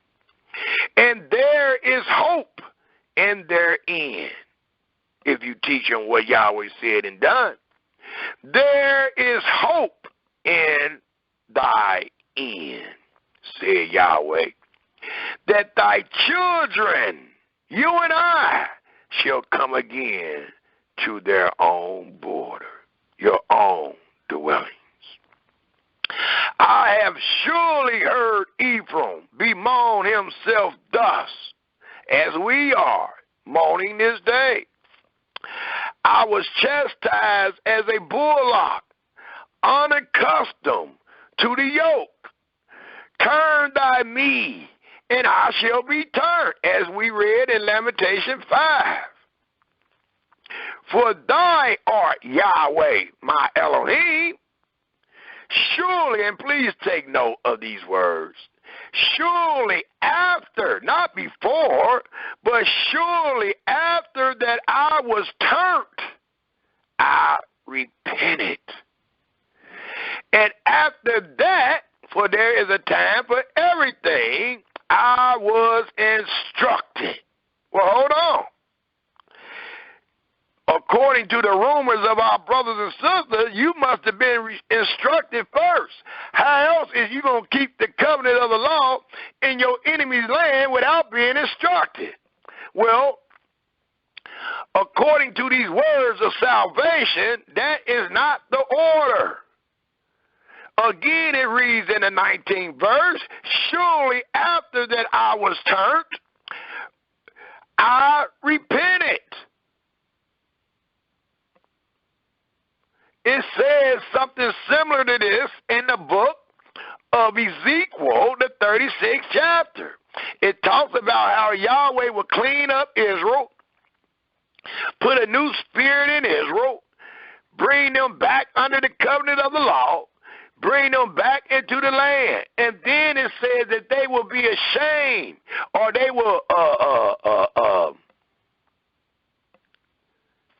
will speak and talk about how sinful they was. That these words, let me find the right word.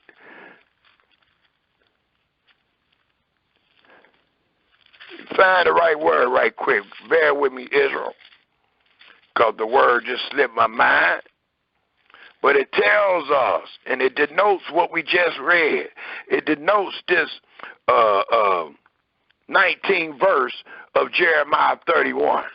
In the 36th chapter of Ezekiel, it tells us, after Yahweh have cleansed us up and brought us back, that the Israelites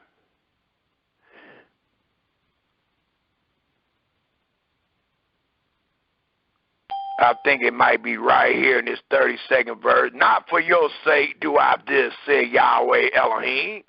Be it known unto you. Be ashamed. Yeah, confounded is the word that I was looking for. It says, be ashamed and confounded for your own ways, O house of Israel. So whatever ways you think you're doing today, when the Almighty do his thing, you're going to be ashamed and you're going to be confounded, because you're going to realize all you did was live up under your own ways. And many times when you lived up under your own ways, you denied the hope that Yahweh has laid in these pages for the generations to come. Thus it tells us again in Jeremiah 31:19, surely after that I was turned, I repented, and after that I was instructed. I smote upon my thigh, I was ashamed. Well, it was right here. I didn't even have to go nowhere. All I had to do is keep reading. It's right here. It says, I was ashamed, yea, even confounded, because I did bear the reproach of my youth. Is Ephraim my dear son? Is he a pleasant child? For since I speak against him, I do earnestly remember him still. And that's how the Almighty going to do us. He's going to remember us by remembering the covenant that he made with Abraham, Isaac, and Jacob. And that was not the covenant of the law, but instead the covenant of mercy, the covenant of peace. It reads,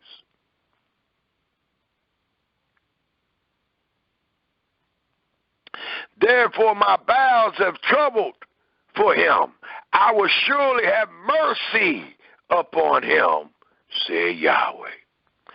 Set thee up the way marks, make thee high heaps, set thy heart toward the highway, even the way which thou wentest, turn again. O Virgin of Israel, turn again to these thy cities. How long will thou go about, O thy backsliding daughter? For Yahweh hath created a new thing in the earth. A woman shall encompass a man. In many of your scriptures, it says compass a man. The true word should have been encompass. It's spelled Encompass. The 23rd verse reads, Thus said Yahweh of hosts, the Elohim of Israel, as yet they shall use this speech in the land of Yehuda and in the cities thereof.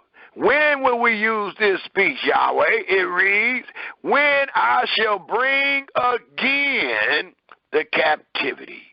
Yahweh bless thee, O habitation of justice, and mountain of holiness. And there shall dwell in Yehuda itself, and in all the cities thereof together, husbandmen, and they that go forth with flock. For I have saturated the weary soul, and I have replenished every sorrowful soul. Upon this I waked and beheld, and my sleep was sweet unto me, because he had the vision of hope. He had the vision of how salvation will be rendered into them. It also tells us, if we take a look,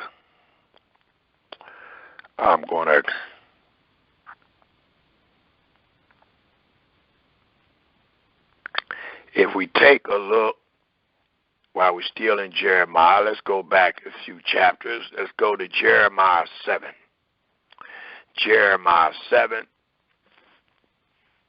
Because again, Jeremiah was used to tear down and to destroy and to pull down.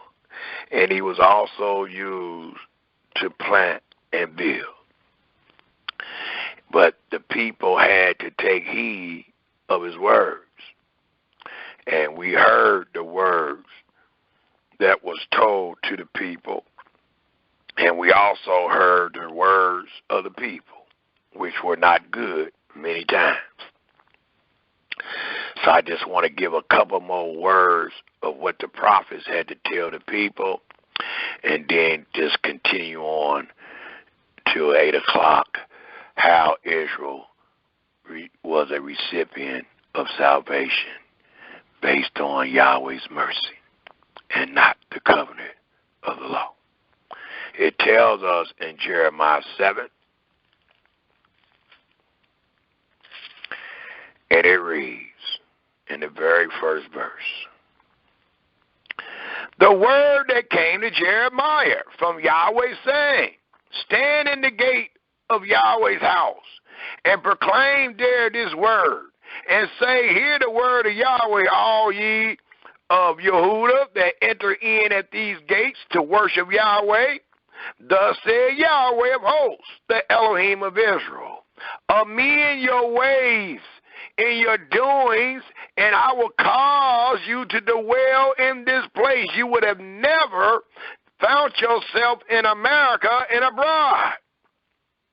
Trust ye not in lying words, saying, the temple of Yahweh, the temple of Yahweh, the temple of Yahweh are these, or the house of Israel is the temple of Yahweh, or the sanctuary of Israel is the house of Yahweh, or the class of Israel is the house of Yahweh. It says in the 5th verse, for if ye thoroughly mend your ways in your doings, if ye thoroughly execute judgment between a man and his neighbor, if ye oppress not the stranger, the fatherless, and the widow, and shed not innocent blood in this place, neither walk after other gods to your hurt, then will I cause you to dwell in this place, in the land that I gave to your fathers forever and ever.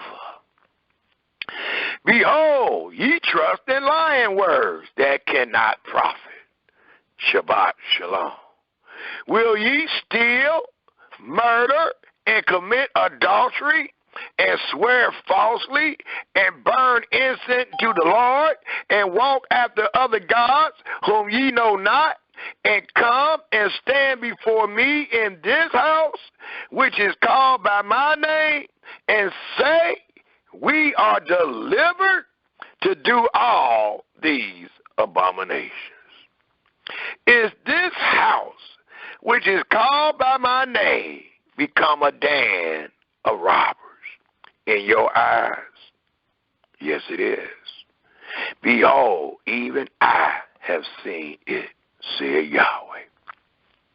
But go ye now into my place, which was in Shiloh, where I set my name at the first, and see what I did to it for the wickedness of my people Israel.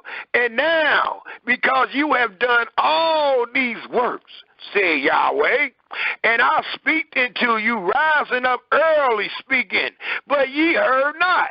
And I called you, but ye answered not. Therefore, the reason why will I do into this house, which is called by my name, wherein ye trust, and into the place which I gave to you and to your fathers, as I have done to Shiloh. And I will cause you or cast you out of my sight, as I have cast out all your brethren, even the whole seed of Ephraim. Therefore pray not thou for this people, neither lift up cry nor prayer for them, neither make intercessions to me, for I will not hear thee. See thou not what they do in the city of Yehuda and in the streets of Jerusalem? The children gather wood, and the father kindle a fire, and the women kneel their dough to make cakes to the Queen of Heaven. Ain't that something? And to pour out drink offerings into other gods, that they may provoke me to anger. Do they provoke me to anger, said Yahweh? Do they not provoke themselves to confusion of their own face? Therefore, thus said Yahweh Elohim, behold, my anger and my fury shall be poured out upon this place, upon man, upon beasts, upon trees of the field, upon the fruit of the ground, and it shall burn and shall not be quenched. Thus said Yahweh of hosts, the Elohim of Israel, put your burnt offerings into your sacrifices and eat flesh. For I speak not unto your fathers, nor commanded them in the day that I brought them out of the land of Egypt, concerning burnt offerings or sacrifices. But this thing commanded I them, saying, obey my voice, and I will be your Elohim.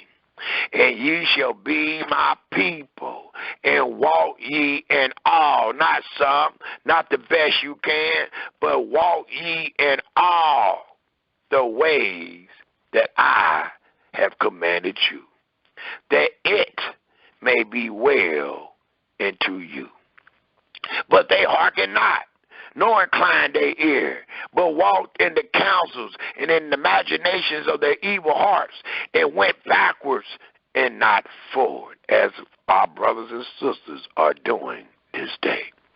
Since the day that your fathers came forth out of the land of Egypt, And to this day, I have even sent into you all my servants, the prophets, daily, rising up early and sending them. Yet they hearken not unto me, nor incline their ear, but hearken their necks.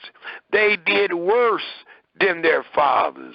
Therefore thou shalt speak all these words unto them, but they will not hearken to thee. Thou shalt also call unto them, but they will not answer thee. But thou shalt say unto them, this is a nation that obey not the voice of Yahweh their Elohim, nor receive correction. Truth is perished and is cut off from their mouth. Cut off thy hair, O Jerusalem, and cast it away, and take up a lamentation on high places, for Yahweh have rejected and forsaken the generation of his wrath. For the children of Yehudah have done evil in my sight, said Yahweh. They have set their abominations in the house which is called by my name to pollute it. And they have built the high places of Tephet, which is in the valley of the sons of Haman, to burn their sons and their daughters in the fire, which I commanded them not, neither came it into my heart. Therefore, behold, the days come, said Yahweh, that I shall no more be called, or they shall no more be called Tephet, nor the valley of the sons of Haman, but the valley of slaughter. For they shall bury in Tephet till there be no place. And the carcasses of this people shall be meat for the fowls of the heavens and for the beasts of the earth, and none shall flay them away. Then will I cause to cease from the city of Yehudah and from the streets of Jerusalem the voice of merit, the voice of gladness, the voice of the bridegroom, and the voice of the bride, for the land shall be desolate. So again, it allows us to know what Jacob's trouble denoted, and allowed us to know that we could never have saved ourselves out of Jacob's troubles once we got in it. So we needed to be saved out of it, as Jeremiah 30:7 said Israel would be. It also tells us, if we take a look in the book of Ezekiel, the 39th chapter. Ezekiel, the 39th chapter. And I'd like to start at the 21st verse. Ezekiel, the 39th chapter, the 21st verse to the last verse of that chapter. For again, these are words of salvation, and it allows us to know by way of testimony how Israel will be saved, or recipients of salvation out of Jacob's trouble. And it will only come by way of Yahweh's mercy for his holy name's sake. Thus it reads in Ezekiel, the 39th chapter, the 21st verse, and it reads, and I will set my glory among the heathens, which denotes Jacob's trouble. And all the heathens shall see my judgments that I have executed in my hand, that I have laid upon them. So the house of Israel shall know that I am Yahweh, their Elohim, from that day forward. And the heathen shall know that the house of Israel went into captivity for their iniquity. They did not go in captivity to practice the law. The Almighty did not send Israel in captivity to wake up the Gentiles. And even the Gentiles know this, for it reads again in the 23rd verse. And the heathen shall know, not think, but shall know that the house of Israel went into captivity for their iniquity, because they trespassed against me. Therefore, the reason why I hid I my face from them, and gave them into the hand of their enemies, so fell they all by the sword. Please take note why you find yourself in the hand of the enemy. Not to be Yahweh's servant, not to reiterate or reenact the law, nor to bring the Gentiles to Yahweh. How somebody that forsook Yahweh gonna bring the Gentiles to him that you forsook? You'd be the worst example of them all, because you already forsook him.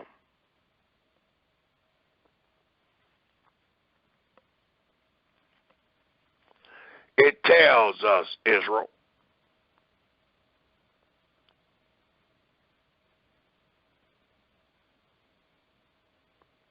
in the 24th verse of the 39th chapter of Ezekiel, according to their uncleanness and according to their transgressions have I done unto them, and hid my face from them. Therefore, thus said Yahweh Elohim, now, for there's a time for everything under the sun, now will I bring again the captivity of Jacob. And when you read the rendering, bring again, it means bringing Israel out of captivity. Now will I bring again the captivity of Jacob, and have mercy upon the whole house of Israel, and will be jealous for my holy name. After that, they have borne or carried their shame, and all their trespasses whereby they have trespassed against me, when they dwelt safely in their land. And where, please circle this, where did Yahweh say that Israel forsook him? Was they in the land of their enemies forsaking him, or was they in their own kingdom forsaking him? Let's read this one more time. For it reads,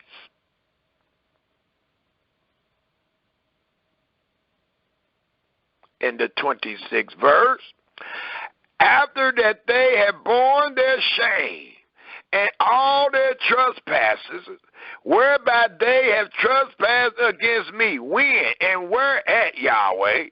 When they dwelt safely in their land, and none made them afraid. You didn't have a reason to disobey.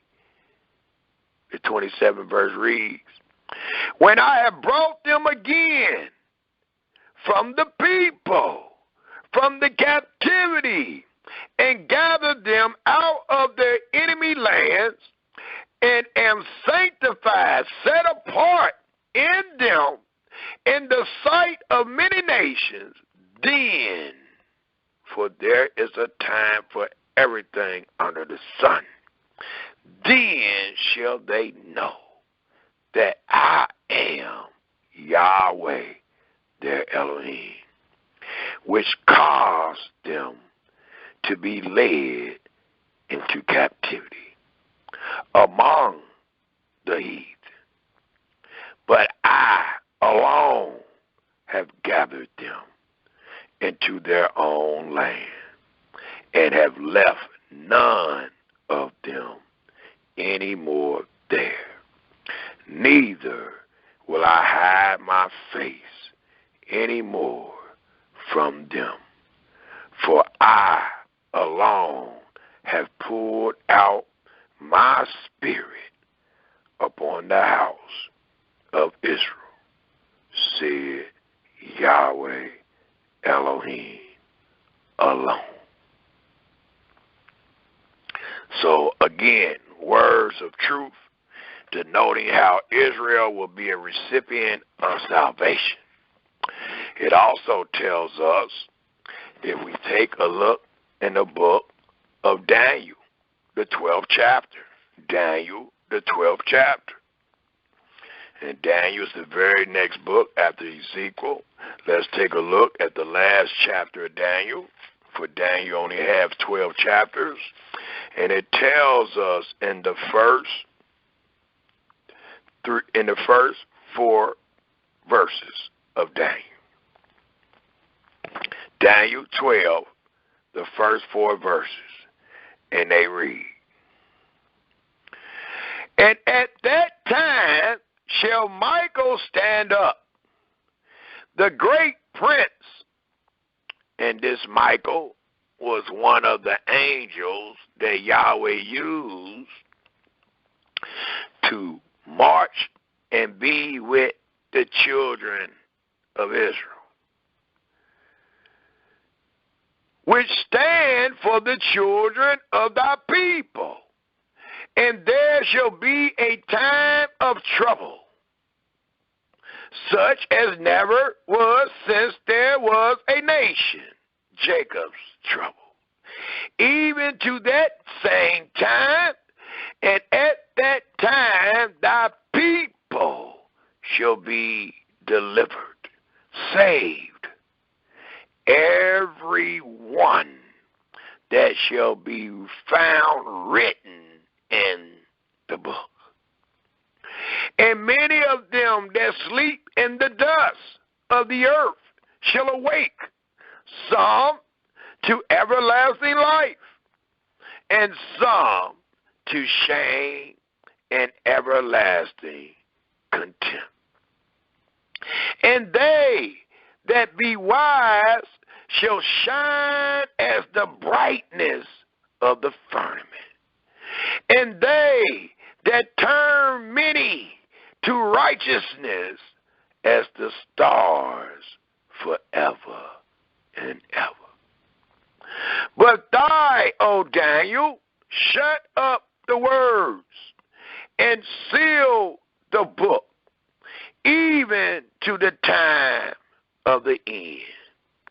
Many shall run to and fro, and knowledge shall be increased. And it has. Let us turn our scriptures back to Jeremiah, the 29th chapter. Jeremiah, the 29th chapter. For knowledge shall be increased, and it has. Thus it tells us in Jeremiah, the 29th chapter. And I would love to start reading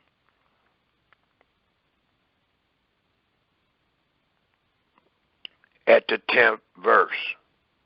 Let's start at the 9th. And it tells us in the 9th verse of Jeremiah, the 29th chapter, for they prophesied. Let's start at the 8th. Sorry about that. Because I want to use this 8th and 9th verse against our brothers and sisters today that speak against these words of hope, that speak against these words of salvation, that lie and tell us that the only way you will be a recipient of salvation if you're keeping the covenant of the law. When your brother utters and declares what Yahweh have stated, and it is mercy based on his holy name's sake. Thus it tells us in the 8th verse, for thus said Yahweh of hosts, not your brother. These are your creator words that was spoken to Jeremiah, and Jeremiah could not diminish from any one of these words. Thus it reads, for thus said Yahweh of hosts, the Elohim of Israel, let not your prophets and your diviners that be in the midst of you deceive you, neither hearken to your dreams which ye cause to be dreamed. For they prophesy falsely into you in my name. They're going to use my name. I have not sent them, said Yahweh. For thus said Yahweh, that after 70 years be accomplished. For we read at the beginning of this presentation, there is a season and there is a time for everything under the sun.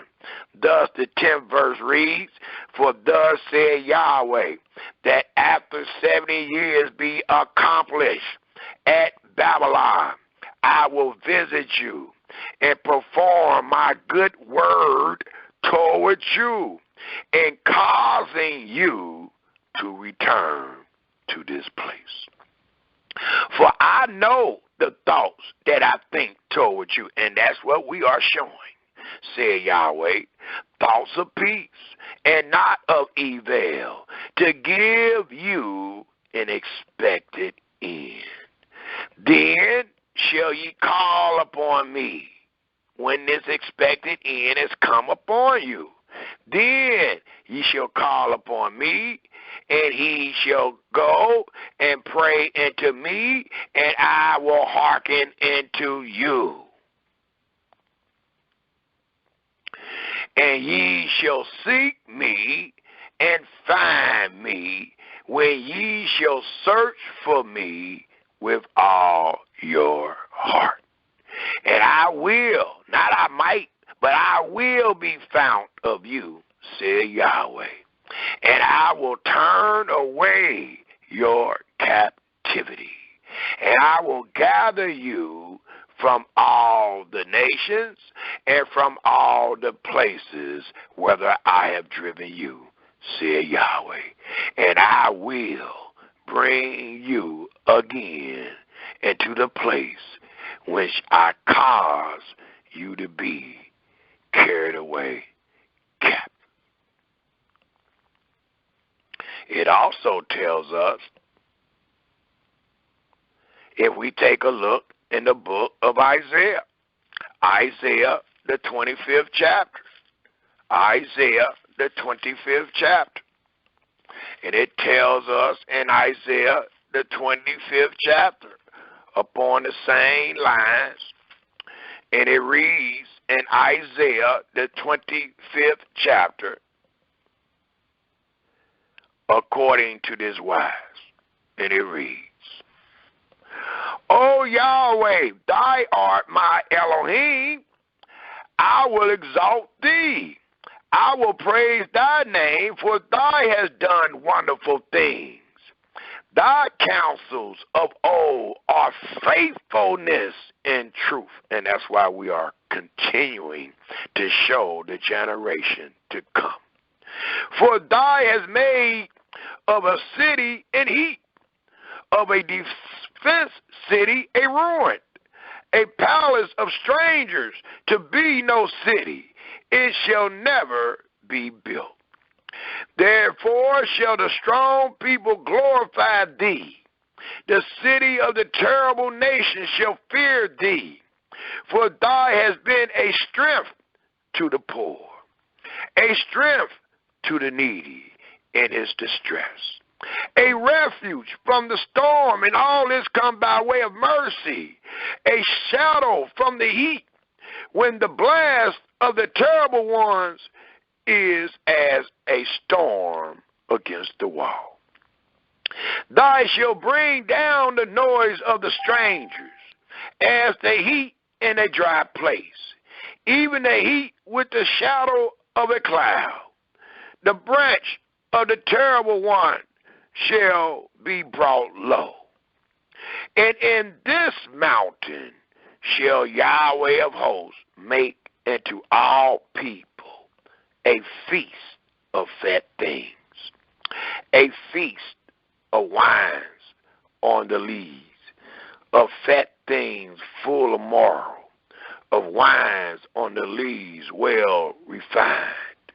And he will destroy in this mountain the face of the covering, cast over all people. And there is a covering cast over all, for all have drunk of the cup of Yahweh's wrath. That's why not only Israel need to be saved, but the whole world. Thus it reads one more time in the 7th verse, and he will destroy in this mountain the face of the covering, cast over all people, and the veil that is spread over all nations. He will swallow up death in victory, and Yahweh Elohim will wipe away tears from off all faces, and the rebuke of his people shall he take away from off all the earth. Did you get that? For Yahweh has spoken it. It just allowed us to know that the rebuke of Israel shall he take away from off all the earth. For Yahweh has spoken it. And it shall be said in that day, Lo, this is our Elohim. We have waited. Please take note. Hope and wait quiet. It says we have waited for him. And he will what? Save us. This is Yahweh. We have waited for him. We will be glad and what? Rejoice in his salvation. For in this mountain shall the hand of Yahweh rest, and Moab shall be trodden down under him, even as straw is trodden down for the dunghill. And he shall spread forth his hands in the midst of them, as he that swims spread forth his hands to swim.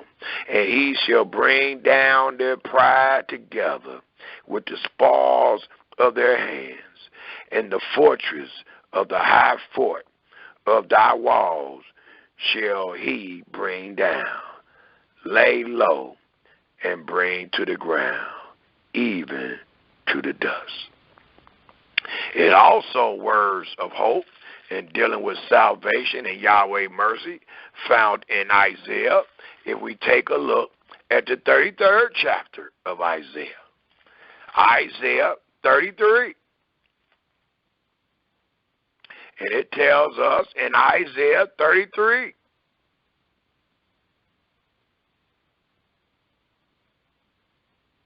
I also love to start at the very first verse, and it reads, Woe unto thee that spoilest, and that waste that was not spoiled, and deal treacherously, and they dwelt not treacherously with thee. When thou shalt cease to spoil, thou shalt be spoiled. And when thou shalt make an end to deal treacherously, they shall deal treacherously with thee. Yahweh, be gracious unto us. We have waited for thee. Be thy their arm every morning, our salvation also in time of Jacob's trouble. At the noise of the turmoil, the people flee. At the lifting up of thyself, the nations were scattered. Your spoil shall be gathered like the gathering of the caterpillar. As the running to and fro of the locust shall he run upon them. Yahweh is exalted, for he dwells on high. He has filled Zion with judgment and righteousness, and wisdom and knowledge shall be the stability of thy times, and strength of salvation. The fear of Yahweh is his treasure. Behold, the villain ones shall cry without. The ambassadors of peace shall weep bitterly. The highways lie waste. The wayfaring man cease. He hath broken the covenant. He hath despised the cities. He regardeth no man. The earth mourns and languish. Lebanon is ashamed and heaving down. Sharon is like a wilderness. And Bashan and Carmel shake off their fruits. Now will I rise, said Yahweh. Now will I be exalted. Now will I lift up myself. Ye shall conceive chaff. Ye shall bring forth stubble. Your breath as fire shall devour you. And the people shall be as the burning of lime. As thorns cut up shall they burn in the fire. Hear ye that are far off what I have done, and ye that are near acknowledge my might. The sinners in Zion are afraid. Fearfulness have surprised the hypocrites. Who among us shall dwell with the devouring fire? Who among us shall dwell with everlasting burnings? The answer is, he that walk righteously and speaketh uprightly, he that despised the gain of the oppressions, like tithes and offerings, that shake his hand from holding a bride, that stoppeth his ear from hearing of blood, and shutting his eyes from seeing evil. He shall dwell on high. His place of defense shall be the mountains of rocks. Bread shall be given him. His water shall be sure. Thy eyes shall see the king in his beauty. They shall behold the land that is very far off. Thy heart shall meditate terror. Where is the scribe? Where is the receiver? Where is he that count the towers? Thou shalt not see a fierce people, a people of a deeper speech than thou can perceive, of a stumbling tongue that thou cannot understand. Look upon Zion, the city of our Yisraelities. Thy eyes shall see Jerusalem, a quiet habitation, a tabernacle that shall not be taken down. Not one of the stakes thereof shall ever be removed, neither shall any of the cords thereof be broken.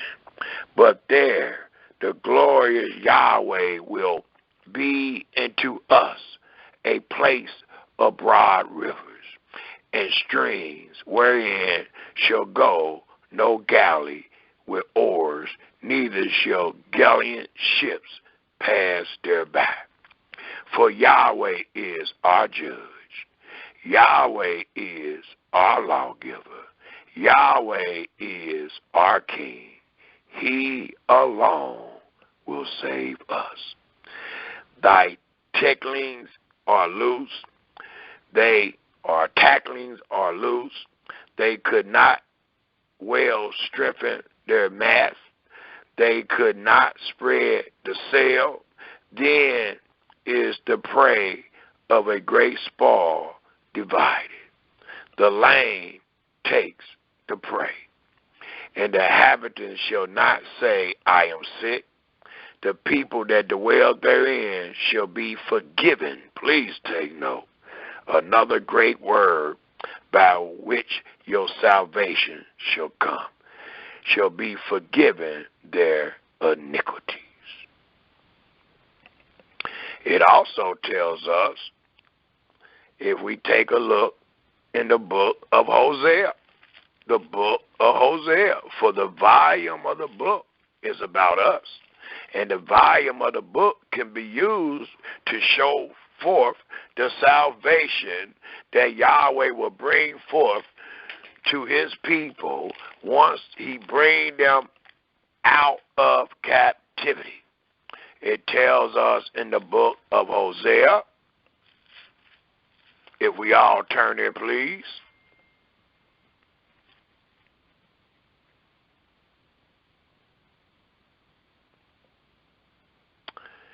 And it tells us in the book of Hosea, one second, I want to see what this says.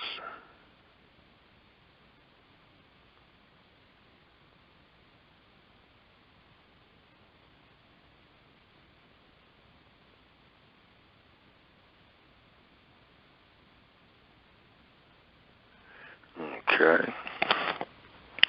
Hosea, the 4th chapter. I was just sent a message, and I am being asked to see if we can do the conference call on a toll-free number. We are being charged through our carrier for the calls. They just start doing this. Let us know as soon as possible. So when I speak about this, I'll look into it, and I'll give you more information on it as soon as I find out. Because I don't know no one should be charged. I'm the only one paying for the board. I'm the only one that should be charged. We are going to Hosea, the 14th chapter. And it tells us in the book of Hosea, the 14th chapter, and it reads, O Israel, return into Yahweh thy Elohim, for thou hast fallen by thy iniquities. Take with you words, and turn to Yahweh. Say unto him, take away all iniquity, and receive us graciously. So will we render the calves of our lips. Asher shall not save us. We will not ride upon horses to be saved, neither will we say any more to the work of our own hands, ye are our gods. Or, as they say today, we can save ourselves. For in thee the fatherless find mercy. Especially those that have been taught that they don't have to pay tithes here in America. They have been a recipient of mercy. They're no longer going in their pocketbooks and no longer going in their wallets, giving up their hard-earned money to a bunch of lying brothers that's using Yahweh's name. So they have truly been a recipient of mercy. Thus it reads, for in thee the fatherless finds mercy. I will heal their backsliding. I will love them freely, for my anger is turned away from him. I will be as the dew into Israel.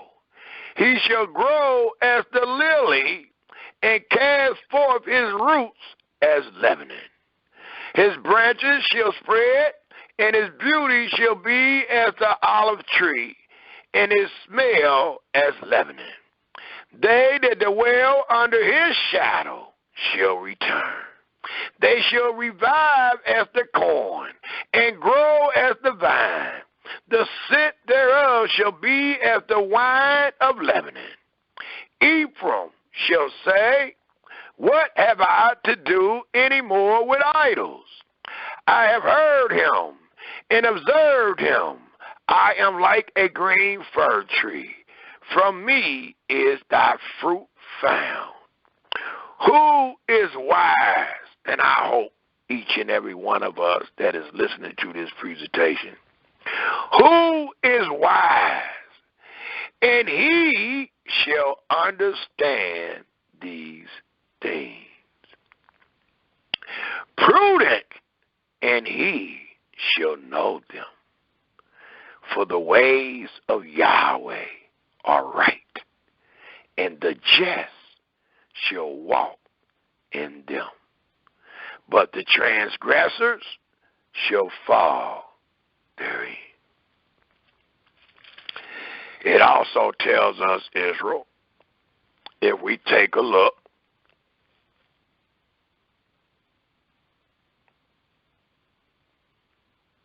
back in the book of Ezekiel, in the 20th chapter, Ezekiel, the 20th chapter. And it tells us again by the word in the mouth of Ezekiel. If we take a look at the 20th chapter, and it tells us in Ezekiel, the 20th chapter, if we take a look at the 33rd verse, Ezekiel, the 20th chapter, and we will love to start at the 33rd verse. And it tells us, as I live, for Yahweh truly lives. As I live, said Yahweh Elohim, surely with a mighty hand and with a stretched out arm and with fury pulled out will I rule over you. And that's exactly how we have been ruled all the way into this day. But all is not lost. If your brothers truly confirm every word, he will be able to render the good and the hope that is laid in these scriptures for all those that sorrow, for all those that find themselves under Jacob's troubles. For it tells us in the 34th verse, and I will bring you out from the people, and will gather you out of the countries wherein ye are scattered, with a mighty hand, and with a stretched out arm, and with fury poured out. And I will bring you into the wilderness of the people, and there will I plead with you face to face. Like as I pleaded with your fathers in the wilderness. As we read, there is nothing new under the sun. Like as I pleaded with your fathers in the wilderness of the land of Egypt, so will I plead with you, said Yahweh Elohim. And I will cause you to pass under the rod, and I will bring you into the bond of the covenant. Well, this right here allows us to know that the covenant of the law will not give us salvation, because here it allows us to know we are already a recipient of salvation. Now we becoming a recipient of the covenant, because now we will be brought under the bond of the covenant. And I will purge out from among you the rebels, and them that transgress against me, them that transgress against Yahweh, once he give you the law in the wilderness. And if you don't believe that, all you got to do is see what happened to our fathers when they came out of Egypt. And I will purge out from among you the rebels, and them that transgress against me, and I will bring them forth out of the country where they sojourned, and they shall not enter into the land of Israel, and ye shall know that I am Yahweh. As for you, O house of Israel, thus said Yahweh Elohim, go ye, serve ye every one his idol, and hereafter also, if ye will not hearken unto me, but pollute my holy name no more. Keep my name off your Sabbaths. Keep my name off of your feasts. Keep my name off of you doing the best you can. It reads, if ye will not hearken unto me, but pollute ye my holy name no more with your gifts and with your idols. For in my holy mountain, not in Mississippi, not in New York, not in St. Louis, but in my holy mountain, in the mountain of the height of Israel, said Yahweh Elohim, there and only there shall all the house of Yehuda, all the house of Israel, all of them in the land serve me. There will I accept them, and there will I require your offerings and the first fruits of your oblations with all your holy things. I will accept you with your sweet Savior when I bring you out from the people and gather you out of the countries wherein ye have been scattered. And I will be sanctified in you before the heathens, and ye shall know that I am Yahweh when I shall bring you into the land of Israel, into the country for which I lift up my hand to give it to your fathers. And there, Israel, shall ye remember your ways and all your doings wherein ye have defiled, where ye have been defiled, and ye shall loathe yourselves. And that's the other word I was looking for. You shall loathe yourself in your own sight for all your evils that ye have committed. And ye shall know that I am Yahweh when I have wrought with you for my name's sake, not according to your wicked ways, not according to you doing the best you can, but it says, not according to your wicked ways, nor according to your corrupt doings, O ye house of Israel, said Yahweh. It also tells us, if we take a look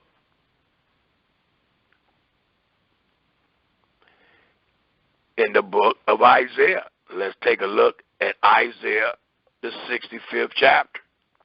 Isaiah, the 65th chapter. We have a couple more places that we'll go, and we go ahead and end the presentation and open up for comments and questions, because we can give a presentation like this each and every day, using every word that we find in our Holy Scriptures. And it proves without a shadow of a doubt that the covenant of the law is broken. It proves that we are not under a covenant of the law today. It proves that we are in trouble. And it proves that we need to be saved out of this trouble. And Yahweh have already spoken by telling us the end to the beginning, how Israel will be saved, how Israel will be a recipient of salvation. And it is not by way of the law, but by way of his mercy and the other attributes that he uses to deliver his children. It tells us, Israel, in Isaiah, the 65th chapter,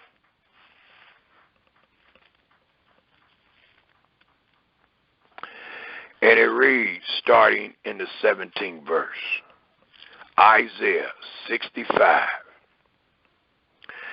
the 17th verse, and it reads, For behold, I create new heavens and a new earth, and the former shall not be remembered, nor come into mind. But be ye glad and rejoice forever in that which I create. For behold, I create Jerusalem a rejoicing, and her people a joy.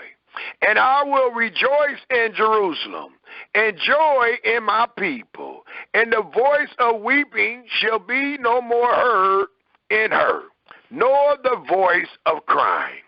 There shall be no more hence an infant of days, nor an old man that have not filled his days. For the child shall die 100 years old. Being 100 years old shall be accursed. And they that build houses and inhabit them, and they shall plant vineyards and eat the fruit of them. They shall not build and another inhabit. They shall not plant and another eat. For as the days of a tree are the days of my people, and my elect shall long enjoy the work of their hands. They shall not labor in vain, nor bring forth for trouble, for they are the seed of the blessed of Yahweh, and their offspring with them. And it shall come to pass that before they call, I will answer. And while they are yet speaking, I will hear. The wolf and the lamb shall feed together, and the lion shall eat straw like the bullock, and dust shall be the serpent meat. They shall not hurt nor destroy in all my holy mountain, said Yahweh. It also tells us, if we take a look back in Isaiah, we're still in Isaiah, let's take a look at the 35th chapter. The 35th chapter of Isaiah. The 35th chapter of Isaiah. And I would love to read the whole chapter. It's only 10 verses. The 35th chapter of Hosea, and then we will end by reading Psalms 95. Psalms 95. Right now, we all should be at Isaiah 35. And it tells us in Isaiah 35, the wilderness and the solitary place shall be glad for them, and the desert shall rejoice and blossom as the rose. It shall blossom abundantly and rejoice, even with joy and singing. The glory of Lebanon shall be given into it, the excellency of Carmel and Sharon. They shall see the glory of Yahweh and the excellency of our Elohim. Strengthen ye the weak hands, and confirm the feeble knees. Say to them that are of a fearful heart, be strong, fear not. Behold, your Elohim will come with vengeance, even Elohim with a recompense. He will come and save you. Then the eyes of the blind shall be opened once he come and save you, and the ears of the deaf shall be unstopped. Then shall the lame man leap as an hart, and the tongue of the dumb sing. For in the wilderness shall the waters break out, and streams in the desert. And the parched ground shall become a pool, and the thirsty land springs of water. And the habitations of dragons, where each lay, shall be grass with reeds and rushes. And an highway shall be there, and a way, and it shall be called the way of holiness. The unclean shall not pass over it, but it shall be for those, the wayfaring men, though fools shall not err therein. No lion shall be there, nor any ravenous beast shall go up thereon. It shall not be found, it shall not be found there. But the redeemed shall walk therein, and the ransomed of Yahweh shall return and come to Zion with songs and everlasting joy upon their heads. They shall obtain joy and gladness, and sorrow and sighing shall flee away. In closing to this great presentation that was called How Will Israel Receive Salvation in the Days of Jacob's Trouble by Mercy or the Covenant of the Law, it tells us in Psalms 95, if we all turn there in closing. Psalms 95.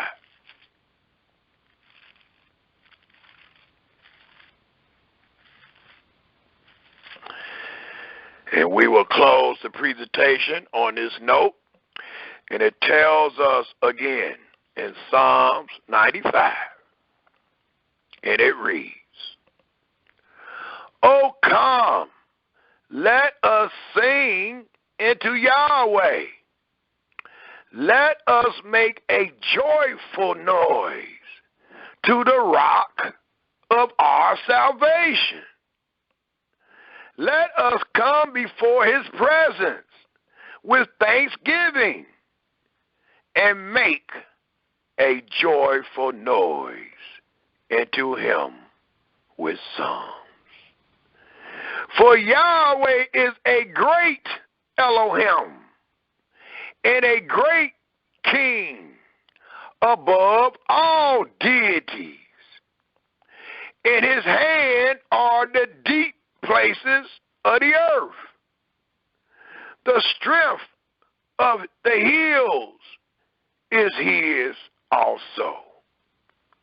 The sea is his, and he made it, and his hands formed the dry land. Oh, come, let us worship and bow down. Let us kneel before Yahweh our Maker. For he alone is our Elohim, and we are the people of his pasture, and the sheep of his hand. Today, don't forget what happened yesterday. Today, if you will hear his voice. Harden not your heart as in the provocation, and as in the day of temptation in the wilderness, when your fathers tempted me, proved me, and saw my work. 40 years long was I grieved with this generation, and said, it is a people that do err in their hearts, and they have not known my ways. And listen to this. And to whom I swear in my wrath that they should not enter into my rest. Hallelujah, hallelujah, hallelujah, and Shalom Israel. That will be the end of the presentation, which was called How Will Israel Receive Salvation by Mercy or Law. We will open up for comments or any questions. Is there any comments or any questions that one might have dealing with the presentation that we presented this day?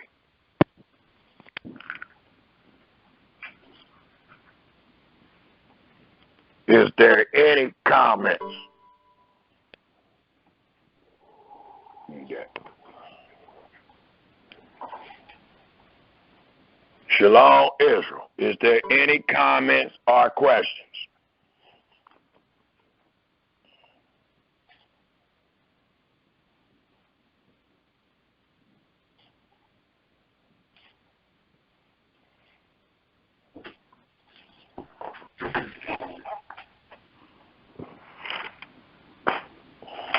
I guess that's a good thing. That means everybody comprehended what was given forth today. I guess we all were not going by the rumor that the only way that you will be saved if you are keeping the covenant of the law today. If not, I should be hearing some comments or I should have some questions, because I know many of you have been taught that the only way that you will be delivered out of Jacob's trouble is by way of the law. You must keep the commandments. Yahweh coming to get those that was practicing and doing the best they could and all that. And that's what many of you have been taught year after year. Now you have a brother that have confirmed every word and have shown that the covenant of the law is broken, have shown that when Yahweh came and got his people, they were not judged, but they were delivered. And this teaching has not been going on a very long time. So most of you have been taught that the only way you're getting out of this is by way of the law. We should have comments and questions. Is there any comments or questions?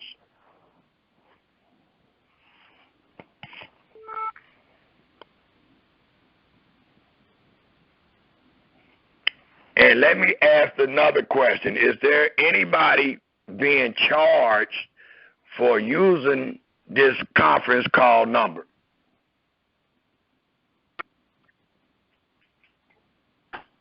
Well, Brother Kane, my phone dropped and wouldn't let me in to the end here.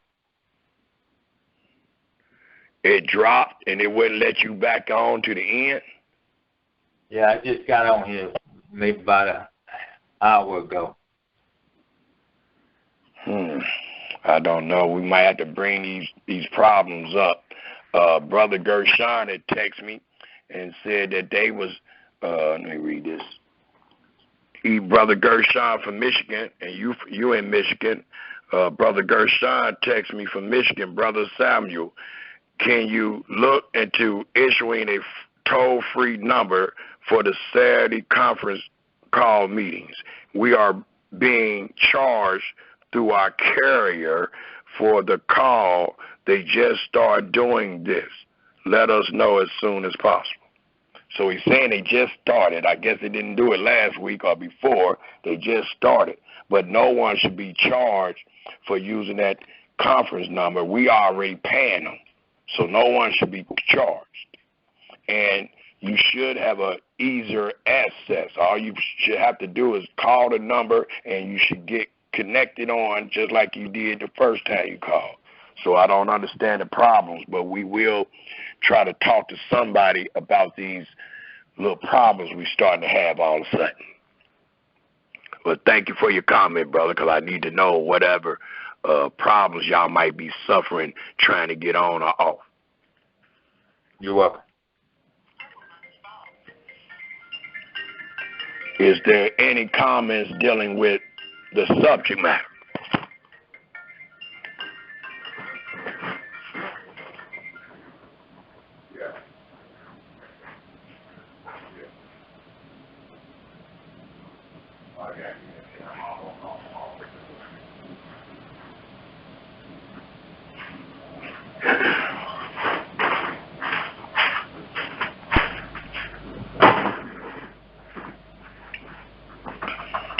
So do we all understand that salvation will come by way of mercy?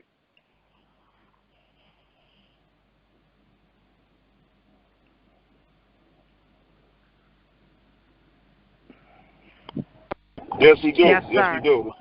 Yes, Brother sir. Yamin from Cincinnati, Ohio. Yes, we understand. I do. Couture from Cincinnati. We understand.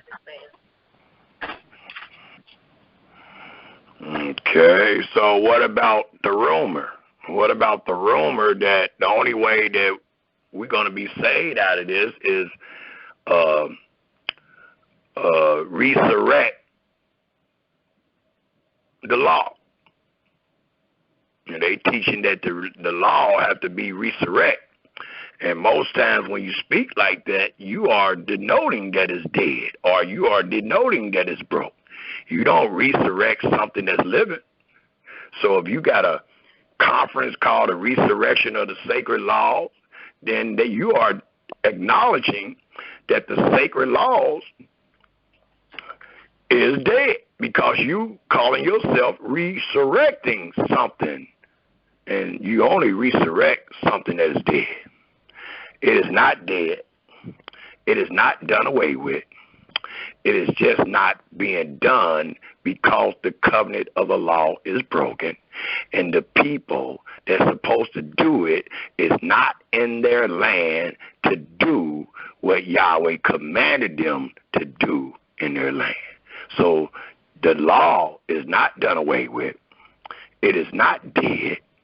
It is not being used because the children that's commanded to do it is being punished. And they are not under the covenant of the law, nor are they in the land to do all that Yahweh commanded them to do, dealing with the covenant of the law. So it's not done away with, and it's not dead. It's not being used because you're being punished.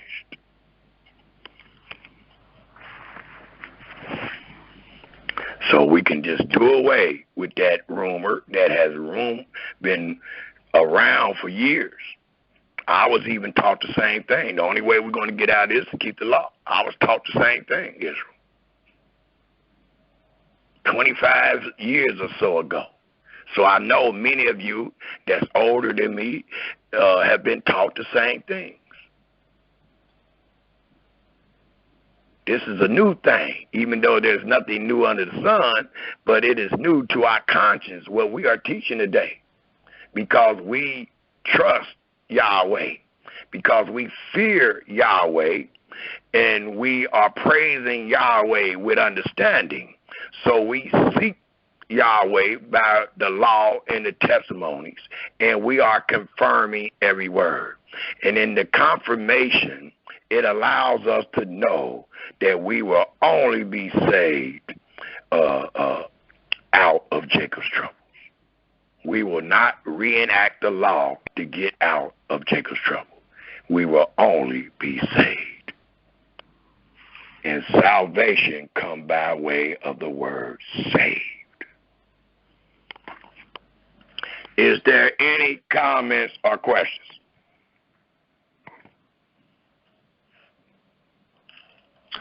Brother Kane, Michigan. Yes, sir, my brother. Well, like I said, I didn't hear the lesson really, but on what you're speaking about now, about this rumor, what scripture do they justify this rumor with?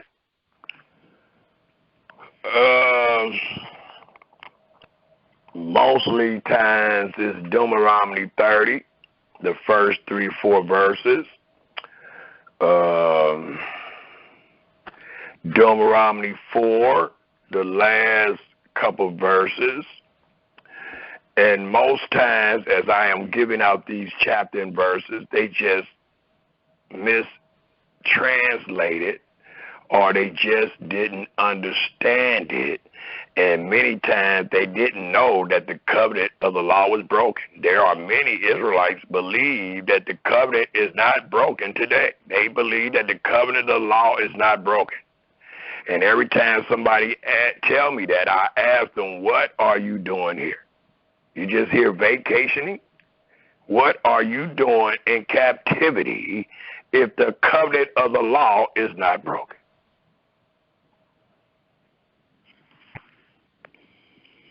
So those are a couple chapter and verses they might use. I don't really remember all of their backwards teachings that they use to establish their rumors, but I have all the scriptures I need to refute what they use. I don't recall every verse that they use. If there's somebody else on the line that can recall some of the chapter and verses they use to try to establish, sometime they might misunderstand a psalm or something like that, and they say, well, right here it say forever. Well, this ain't the only thing it says forever. And the other things you can never show forth. So forever does mean forever according to time and place, according to season and time.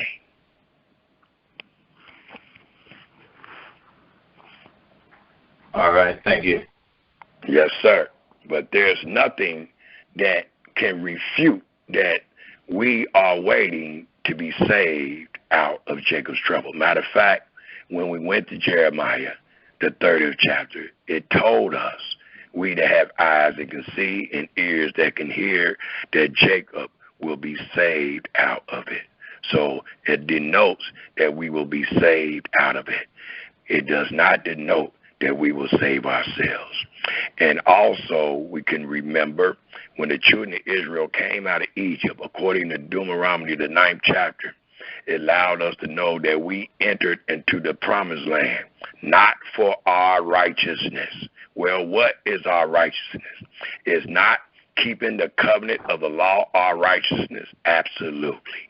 But the Almighty let it be known that the children of Israel did not enter the promised land for their righteousness, but instead for Yahweh's holy name's sake, and because of the disobedience of the nation that was on that land before us.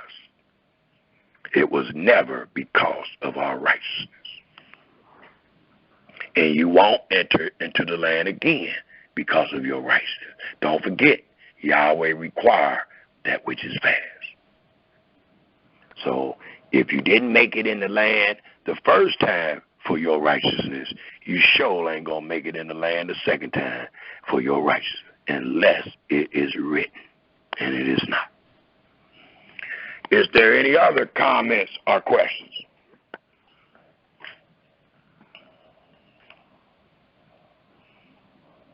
If there isn't any other comments or questions, is Brother Gershon on the line? Gershon from Michigan.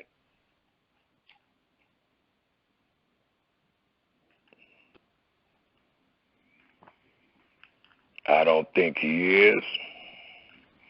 Well, I'm not going. If there isn't any other comments or questions, I'm not going to hold the listening audience any longer.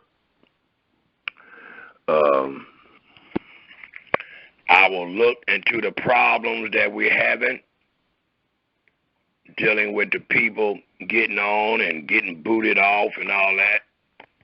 And I'll try to let you know by next week what we done found out. But I'm not going to hold the listening audience any longer. We're going to go ahead and end the presentation. And I would like to end the presentation by reading Psalms 130 and 131. I would like to read two short Psalms, 130 and 131, in closing. And it tells us in Psalms 130,